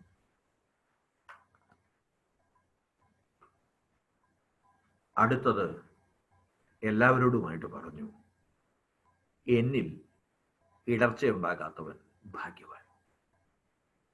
അതിന്റെ അർത്ഥം ഞാൻ പ്രവചനങ്ങളുടെ പൂർത്തീകരണമാണ് എന്ന് വിശ്വസിക്കുന്നവൻ ഭാഗ്യവാൻ. എല്ലാവരും മിറക്കിൾ പെർഫോമർ ആണെന്നും അവനങ്ങനെ എന്താ നമുക്ക് പറയാവുന്നത്, മറ്റേ ഈ ഉപരിവിമർശനം എന്ന് പറഞ്ഞിട്ടൊരു സാധനമുണ്ട്. നിങ്ങളോട് ഞാൻ ഇനി അത് പറയേണ്ട കാര്യമില്ല. ഹയർ ക്രിറ്റിസിസം, കുളിപ്പിച്ച് കൊച്ചില്ലാതെയാകുന്ന അവസ്ഥ, അതൊക്കെ പറയുന്നത് മാതിരി 5 അപ്പം കൊണ്ട് 5000 പേരെ തൃപ്തിപ്പെടുത്തിയതിൽ പ്രശ്നമൊന്നുമില്ലെന്നും എല്ലാവരുടെ അടുത്തും കുറച്ച് അപ്പം ഉണ്ടായിരുന്നെന്നും അവരെല്ലാരും മറ്റവനെ അങ്ങനെയുണ്ടല്ലോ, അവരനെ പേടിച്ചിട്ട് അത് എടുക്കാതിരുന്നതാണെന്നും, തളർവാദ രോഗിക്ക് ഒരു മെന്റൽ സ്ട്രോക്ക് കൊടുത്തപ്പോ അവന്റെ കാലയിലെ ഇതിൽ സംഗതി മാറിയെന്നും ഒന്നുമല്ല. അവൻ അധസ്ഥിതരോട് കൂടി പോയത് അധസ്ഥിതരല്ലാതെ വേറെ ആരും അവനെ സ്വീകരിക്കാത്തത് കൊണ്ടൊന്നുമല്ല. അവൻ എവിടെ വേണേലും പോകാമായിരുന്നു, ഏത് സാഹചര്യങ്ങളിലും സാധ്യതകളിലും അവൻ ഉപയോഗിക്കാമായിരുന്നു. പക്ഷെ അത് പ്രവചനങ്ങളുടെ പൂർത്തീകരണമാവുമായിരുന്നില്ല. അതുകൊണ്ട് ക്രിസ്തു എവിടെയാണ് നിൽക്കുന്നത് എന്നതിനെ സംബന്ധിച്ച് ഇടർച്ച ഉണ്ടാക്കാത്തവൻ ഭാഗ്യവാൻ. എല്ലാ കാലഘട്ടത്തിലും അത് അങ്ങനെ തന്നെയാണ്. കർത്താവിനെ കാണണമെങ്കിൽ വലിയ വലിയ വലിയ വലിയ സൗധങ്ങളിലൊന്നും പോകണ്ട. പ്രാന്തവൽക്കരിക്കപ്പെട്ടവനിലും വിശന്ന വയറിലുമൊക്കെയാ അവനുള്ളത്. ജ്ഞാനിയായി കഴിഞ്ഞാൽ അബദ്ധം പറ്റും എന്നുള്ളതിന്റെ സൂചന തന്നെയായിട്ട് 3 ജ്ഞാനികളെ അവിടെ വെച്ചിട്ടില്ലേ? അവരുടെ ജീവിതം അവരായിരിക്കുന്നിടം തൊട്ട് ആയിരിക്കേണ്ടിടം വരെ കൊണ്ടു നടന്നത് ആരാ കൊണ്ടു നടന്നത്? ദൈവത്തിന്റെ പരിപാലന, ഒരു നക്ഷത്രം. പൗരസ്ത്യ ദേശത്തു നിന്നുള്ള ജ്ഞാനികളുടെ കാര്യമായി പറയുന്നത്. പോയി പോയി പോയി പോയി പോയി അവിടെ ചെന്നപ്പോ അവർക്കൊരു പ്രലോഭനം വന്നു. തങ്ങളോ ജ്ഞാനികൾ രാജാക്കളെയാണ് അന്വേഷിക്കുന്നത്. കെട്ടിടങ്ങൾ കാണുന്നു, കൊട്ടാരങ്ങൾ അതിന് മുമ്പിൽ, കൊട്ടാരങ്ങൾ അതിന്റെ നടുക്കുണ്ടല്ലോ, അതിൽ ഏറ്റവും വലിയ കൊട്ടാരത്തിൽ ചെന്ന് അന്വേഷിച്ചേക്കാം. ദൈവം ചൂണ്ടിയ പലകയെ അവഗണിച്ചവർ കൊട്ടാരത്തിലേക്ക് പോയി. ഭൗമികമായ കാഴ്ചപ്പാടുകൾ അവിടെ വന്നു. എന്തുണ്ടായി? അവര് കൊച്ചിനെ കണ്ടോ ഇല്ലയോ എന്നുള്ളതല്ല വിഷയം. റാമായിൽ ഒരു വിലാപസ്വരം.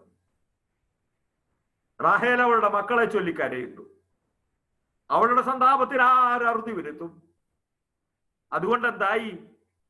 മനുഷ്യൻ ദൈവിക പദ്ധതിയിൽ കടന്നാക്രമിച്ച് എവിടെയാണ് ക്രിസ്തു ഉണ്ടാവുക എന്ന സൂചന അവൻ തന്നെ കണക്ക് കൂട്ടിയിട്ട് സംഭവിച്ചത് എന്താ? എന്നേക്കുമുള്ള ഒരു കൂട്ടക്കുരുതി. സകല പുണ്യന്മാരുടെ ലുത്തിനിയായില്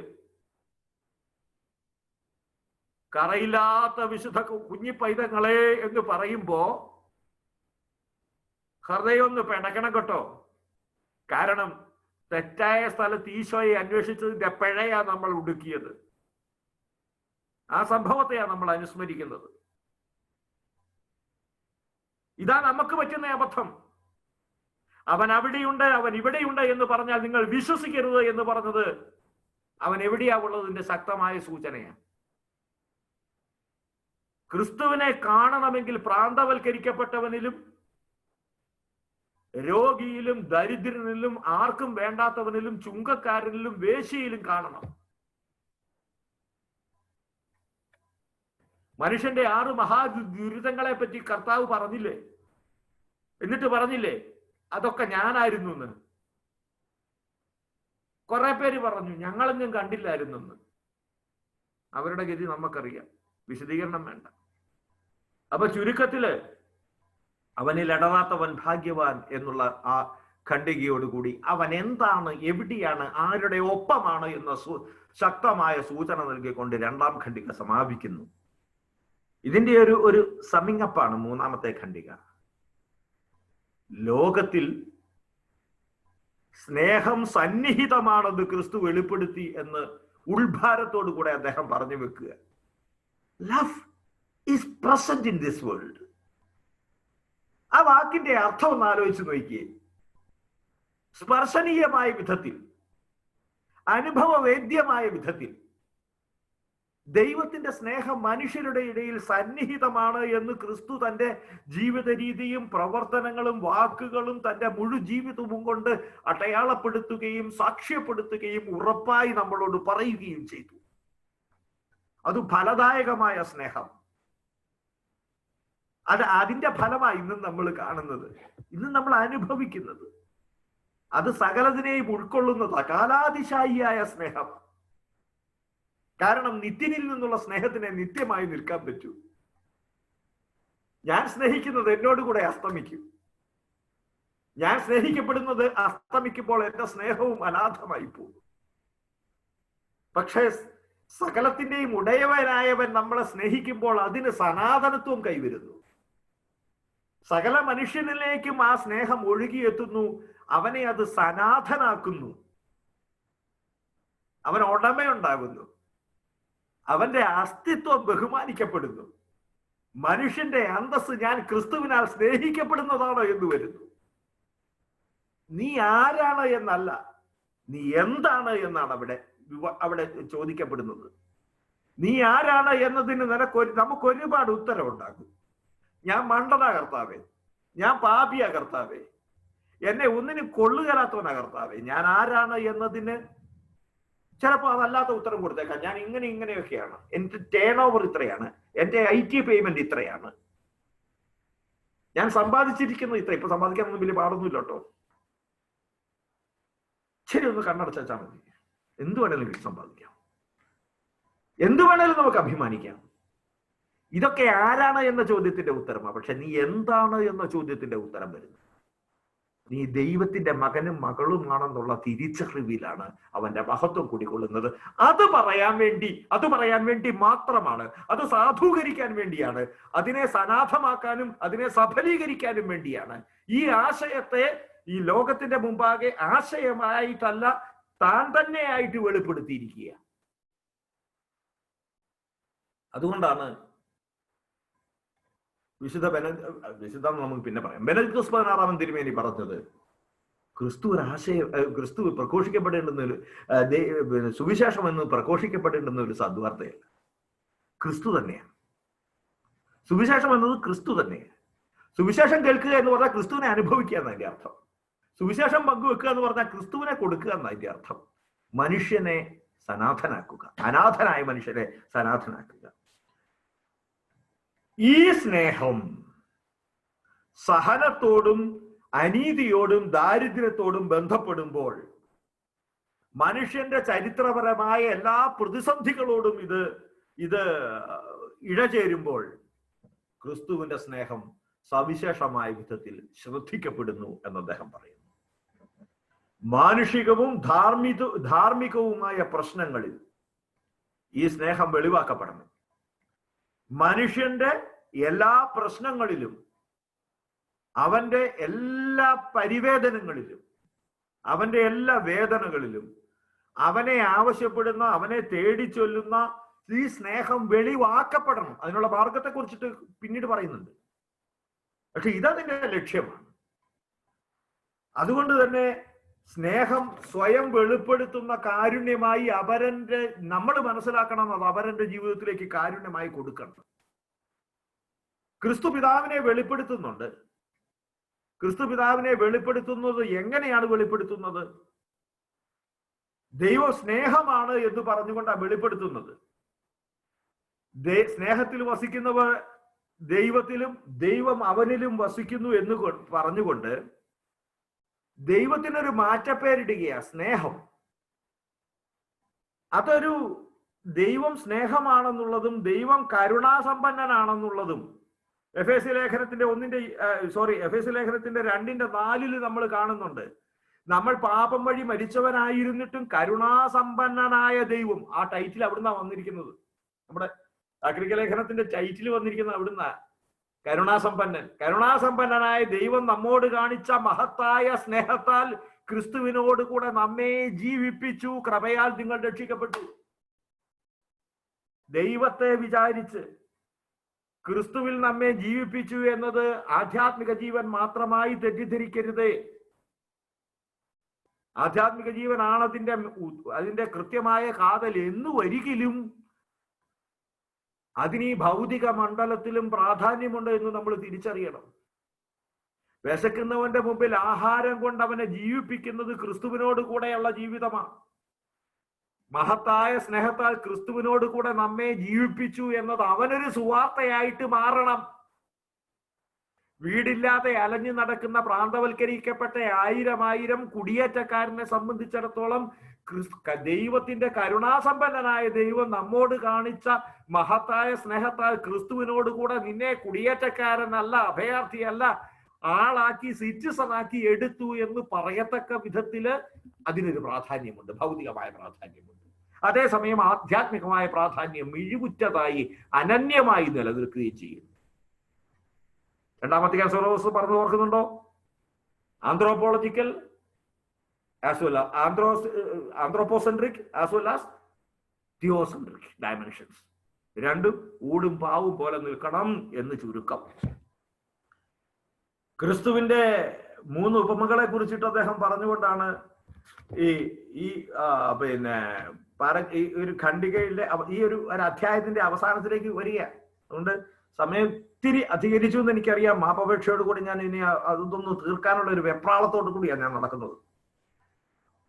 ക്രിസ്തുവിന്റെ പ്രഭാഷണങ്ങളിൽ പിതാവിന്റെ സ്നേഹവും കാരുണ്യവുമാണ് പ്രസ്പഷ്ടമായിരിക്കുന്നത് എന്ന് പറയാൻ വേണ്ടി അദ്ദേഹം വളരെ കൃത്യമായിട്ട് 3 ഉപമകൾ പറയുന്നുണ്ട്.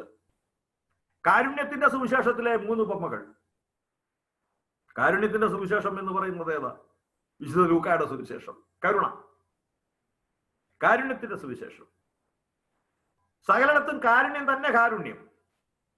അത് വിശുദ്ധ ലൂക്കായുടെ മാത്രമല്ല, വിശുദ്ധ ലൂക്കായുടെ സുവിശേഷത്തിന്റെ 15-ാം അധ്യായം കാരുണ്യത്തിന്റെ ഒരു മഹാസാഗരം എന്നൊക്കെ നമുക്ക് പറയാം.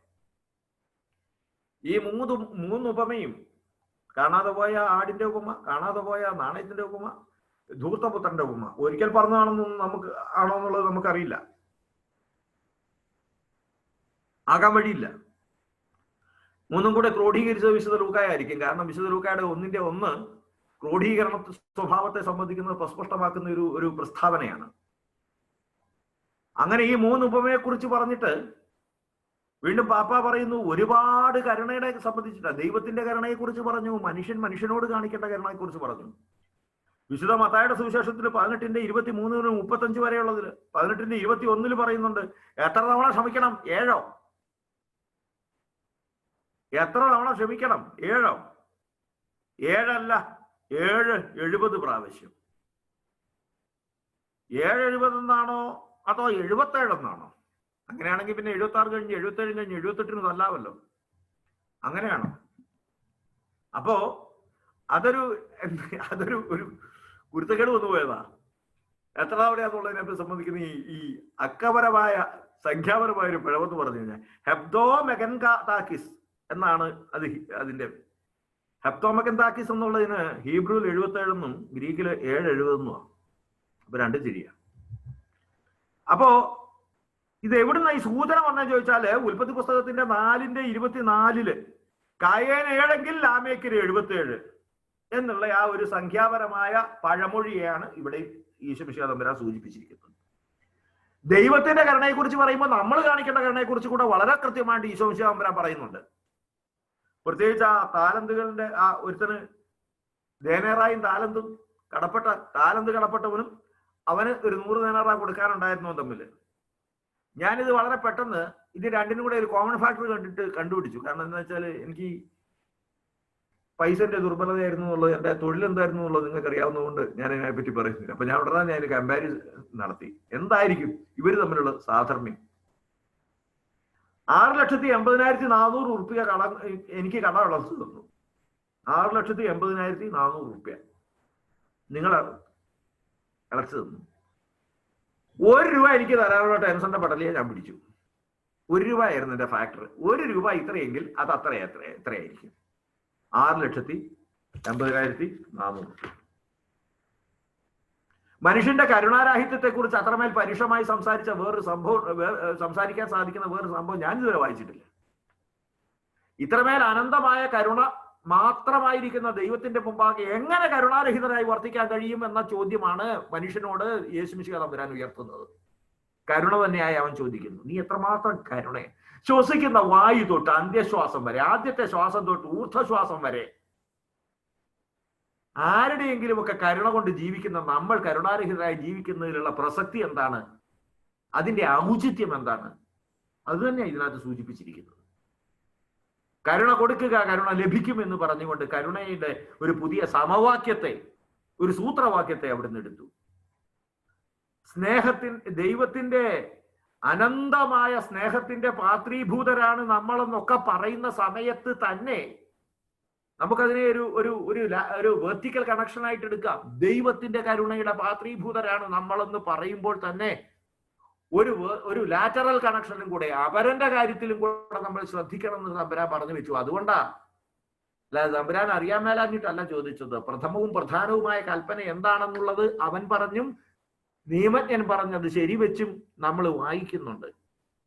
അത് ഒരേ സമയം മുകളിലേക്ക് പോകുന്നതും അതേസമയം വശങ്ങളിലേക്ക് പോകുന്നതുമായ കരുണയുടെ പ്രസാരണത്തിന്റെ പേരാണത്. ഒന്നാമത്തേത് ഇതാണ്, നിങ്ങൾക്കറിയാം, പ്രോത്തോസ് എന്നാണ് ഒന്നാമത്തേത്, ഏറ്റവും ആദ്യത്തേത്. നിന്റെ ദൈവമായ കർത്താവിനെ പൂർണ്ണ ഹൃദയത്തോടും പൂർണ്ണാത്മാവോടും പൂർണ്ണ ശക്തിയോടും കൂടെ സ്നേഹിക്കുക. രണ്ടാമത്തേത്, അപ്പൊ ഈ അപ്പൊ നമുക്കൊരു അബദ്ധം പറ്റാറുള്ളത് എനിക്ക് തോന്നുന്നത് ഇതാണ്. ഒന്നാമത്തേത് മുന്തിയത്, രണ്ടാമത്തേത് അതിനേക്കാളും താഴ്ന്നത്. രണ്ടാമത്തേത് എന്ന് പറയുമ്പോൾ അതിന് സദൃശമായ എന്നാണ് ശീത വിവർത്തനത്തിലുള്ളത്. സദൃശം, ഒന്നിനോടൊന്ന് സാദൃശ്യം, അതുപോലെ തന്നെ. ഇനി ഗ്രീക്കിലാണെങ്കിൽ ഹോമോയോസ് എന്ന തുല്യമായിരിക്കുന്നത്. ഹോമോ നമുക്കറിയാം ഒരേ മാതിരി ഉള്ളത് എന്നാണ് ഹോമോജനിക് എന്നൊക്കെ നമ്മൾ പറയാറുള്ളത്. അതിനേക്കാളും ചെറുതെന്നല്ല പറയുന്നത്. ഇനി ഗ്രീക്കിലാണെങ്കിൽ ഐസോസ് എന്നാ പറഞ്ഞിരിക്കുന്നത്, ഒരേപോലെയുള്ളത്. നമുക്കറിയാം ഈ ഐസോടോപ്പിക് എന്ന് പറയുന്ന എക്സർസൈസിന്റെ അല്ലെങ്കിൽ മസിലിന്റെ ഒക്കെ കാര്യം പറഞ്ഞാൽ ഐസോടോപ്പിക് അല്ലെങ്കിൽ ഐസോ, ഒരുപോലെയുള്ള ഇക്വാലിസ് എന്ന ലത്തീൻ പദം, കമ്പാരാത്തിയോ എന്നും വേണമെങ്കിൽ പറയാം. ഒരുപോലെ നിൽക്കുന്നത്, അതായത് ചുരുക്കത്തിൽ ഒന്നിനോടൊന്ന് ഭേദമില്ലാതെ നിൽക്കുന്ന രണ്ട് കൽപ്പനകളാണിത്. ഏതെങ്കിലും ഒന്നിനെ അവഗണിക്കാൻ സാധ്യമല്ല. രണ്ടു പേർക്ക് തുല്യ പ്രാധാന്യം ഉണ്ടെങ്കിൽ ആദ്യം ഒരാളുടെ പേര് എഴുതുമല്ലോ, എന്നിട്ടല്ലേ രണ്ടാമത്തെ ആളുടെ പേര് എഴുതാൻ പറ്റുള്ളൂ. അല്ലാതെ അതിന്റെ മേലെ കൂടെ എഴുതാൻ പറ്റില്ലല്ലോ, പ്രാഥമ്യം കാണിക്കാൻ വേണ്ടി. അത്രേ വിചാരിക്കാനുള്ളൂ. ക്രിസ്തു അത്രമേൽ പ്രാധാന്യത്തോടു കൂടി അവതരിപ്പിച്ച കരുണയുടെ 2 സുവർണ നിയമങ്ങളാണത്. ഒന്നാമത്തേത്, നിങ്ങളുടെ പിതാവിന് നിങ്ങളോട് കരുണയുണ്ട്. രണ്ടാമത്തേത്, അതൊരു വ്യവസ്ഥയാണ്. ആ വ്യവസ്ഥ ഇതാണ്, വിശുദ്ധ മത്തായിയുടെ സുവിശേഷം 5:7, കരുണയുള്ളവർക്ക്, കരുണാപൂർണർക്ക് കരുണ ലഭിക്കും. ഇവിടെ 2 അധ്യായങ്ങൾ അവസാനിപ്പിക്കുമ്പോൾ ലോകത്തിന് കരുണ ആവശ്യമുണ്ട് എന്ന തിരിച്ചറിവോടുകൂടെ നമ്മൾ കരുണയുടെ മെസയാനിക സന്ദേശത്തിലേക്ക് വരുമ്പോൾ ക്രിസ്തു എങ്ങനെ കരുണ പ്രകാശിപ്പിച്ചു, എവിടെ കരുണ പ്രകാശിപ്പിച്ചു എന്ന അർത്ഥശങ്കയ്ക്കിടയില്ലാതെ നമ്മൾ മനസ്സിലാക്കി അവസാനത്തെ ഖണ്ഡികയിലേക്ക് അടുക്കുമ്പോൾ ഒരു ഉള്ളാന്തലോടുകൂടെ നാം തിരിച്ചറിയുന്നു, കരുണ കാണിക്കാനുള്ള പ്രാഥമികമായ ബാധ്യത ദൈവത്തിൻ്റെതല്ല, എന്റേതാണ്.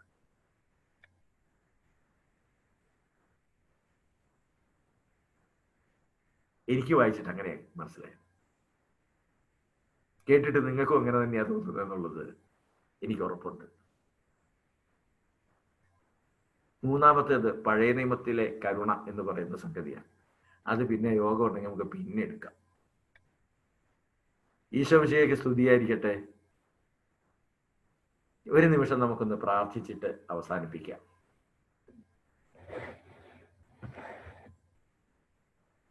കർത്താവായ ഈശോയെ, കരുണ തന്നെയായ ഞങ്ങളുടെ പിതാവിനെ വെളിപ്പെടുത്തിയ കരുണാപൂർവനായ കരുണാസമ്പന്നനായ ദൈവമേ, തിരുമുമ്പാകെ ഞങ്ങൾ തലകുനിക്കുന്നു, ഞങ്ങൾ അങ്ങേ ആരാധിക്കുന്നു. ഈശോയെ, അങ്ങ് ഞങ്ങളോട് കാണിച്ച, അങ്ങയുടെ പിതാവ് അങ്ങേ ഞങ്ങളോട് കാണിച്ച കാരുണ്യം, അതിൻ്റെ പ്രതിഫലനം ഈ ലോകമെങ്ങും കൊടുക്കാൻ ലോകം അർഹിക്കുന്ന കാരുണ്യം, ഞങ്ങളുടെ സഹോദരങ്ങളും ഞങ്ങളുടെ ചുറ്റുപാടുകളും ഞങ്ങളായിരിക്കുന്ന സ്ഥിതികളും ഞങ്ങളിൽ നിന്ന് ആവശ്യപ്പെടുന്ന കാരുണ്യം അവർക്ക് നൽകാൻ തക്കവണ്ണം ഞങ്ങളെ തയ്യാറിപ്പുള്ളവരാക്കി മാറ്റണമേ. കരുണയുടെ പ്രത്യക്ഷ അടയാളമായ അങ്ങയുടെ തിരിച്ചുവരയാൽ ഞങ്ങളെ അഭിഷേകം ചെയ്യണമേ. അങ്ങനെ ഞങ്ങൾ അങ്ങയുടെ കരുണ അനുഭവിക്കുന്നവരും അങ്ങയുടെ കരുണയെ പ്രസരിപ്പിക്കുന്നവരുമാകട്ടെ. ബോധജ്ഞാനത്തിന്റെ സിംഹാസനമേ, കാരുണ്യമാതാവേ, തിരുസന്നിധിയിലേക്ക് ഞങ്ങളെല്ലാവരും ഞങ്ങളെ തന്നെ തരുന്നു. ദയതോന്നി അങ്ങ് ഞങ്ങൾക്ക് വേണ്ടി പ്രാർത്ഥിക്കണമേ. നമുക്കൊന്ന് ചേർന്ന് ചൊല്ലാം. നന്മ നിറഞ്ഞ മറിയമേ സ്വസ്തി, കർത്താവ് അങ്ങയോടുകൂടെ സ്ത്രീകളിൽ അങ്ങ് അനുഗ്രഹിക്കപ്പെട്ടവളാകുന്നു. അങ്ങയുടെ ഉദരത്തിൻ ഫലമായി ഈശോ അനുഗ്രഹിക്കപ്പെട്ടവനാകുന്നു. പരിശുദ്ധ മറിയമേ തമ്പുരാന്റെ അമ്മേ, പാപികളായ ഞങ്ങൾക്ക് വേണ്ടി ഇപ്പോഴും ഞങ്ങളുടെ മരണസമയത്തും തമ്പുരാനോട് അപേക്ഷിക്കണമേ. ആമേൻ. എന്തെങ്കിലും സംശയം ഉണ്ടെങ്കിൽ ആർക്ക് വേണമെങ്കിലും ചോദിക്കാം. അതിനുള്ള സമയമാണ്. ഇനിയിപ്പോ നമ്മൾ അച്ഛന്റെ ഇതൊക്കെ കഴിഞ്ഞിട്ടേ നമ്മൾ ഇനി രണ്ടാമത് വരുള്ളൂ എന്നുള്ളതാണ്. കാരണം അടുത്ത ഇത് അച്ഛനായിരിക്കുമല്ലോ. അപ്പൊ ഇനി ഞാൻ ഇത് 2 എണ്ണം എടുക്കുകയല്ല. അത് ഞാൻ ആദ്യമേ പറയാം. എന്താ ചോദിച്ചു കഴിഞ്ഞാൽ ഇത് 2 എണ്ണം എടുക്കുമ്പോൾ കുറച്ച് കൂടുതലായി പോകും. അപ്പൊ അത് തന്നെ ഒരു ദിവസമായി പോകും. അതുകൊണ്ട് അടുത്തത് കരുണ പഴയ നിയമത്തിൽ എന്ന വിഷയമായിരിക്കും ഉണ്ടാവുക. മൂറന്മാർ കുഞ്ഞച്ചൻ ഇതിന്റെ നോട്ട് നിങ്ങൾക്ക് തരുമെന്നാണ് ഞാൻ വിചാരിക്കുന്നത്. അപ്പൊ അതൊന്ന് മറിച്ചു നോക്കിയാൽ ഞാനത് മറിച്ചു നോക്കിയിട്ടാണ് രക്ഷപ്പെട്ടു പോകുന്നത്. അതുകൊണ്ട് അതൊന്ന് മറിച്ചു നോക്കിയ സംഭവങ്ങളൊക്കെ പിടികിട്ടും. എല്ലാവരെയും കർത്താവിന്റെ കാരുണ്യത്തിന് ഭരമേൽപ്പിക്കുന്നു. നിങ്ങൾക്ക് അൺമ്യൂട്ട് ചെയ്യാം, സംസാരിക്കാം, എന്തെങ്കിലും സംശയം ഉണ്ടെങ്കിൽ ചോദിക്കാം. ഈശോ മിശിഹായ്ക്ക് സ്തുതിയായിരിക്കട്ടെ.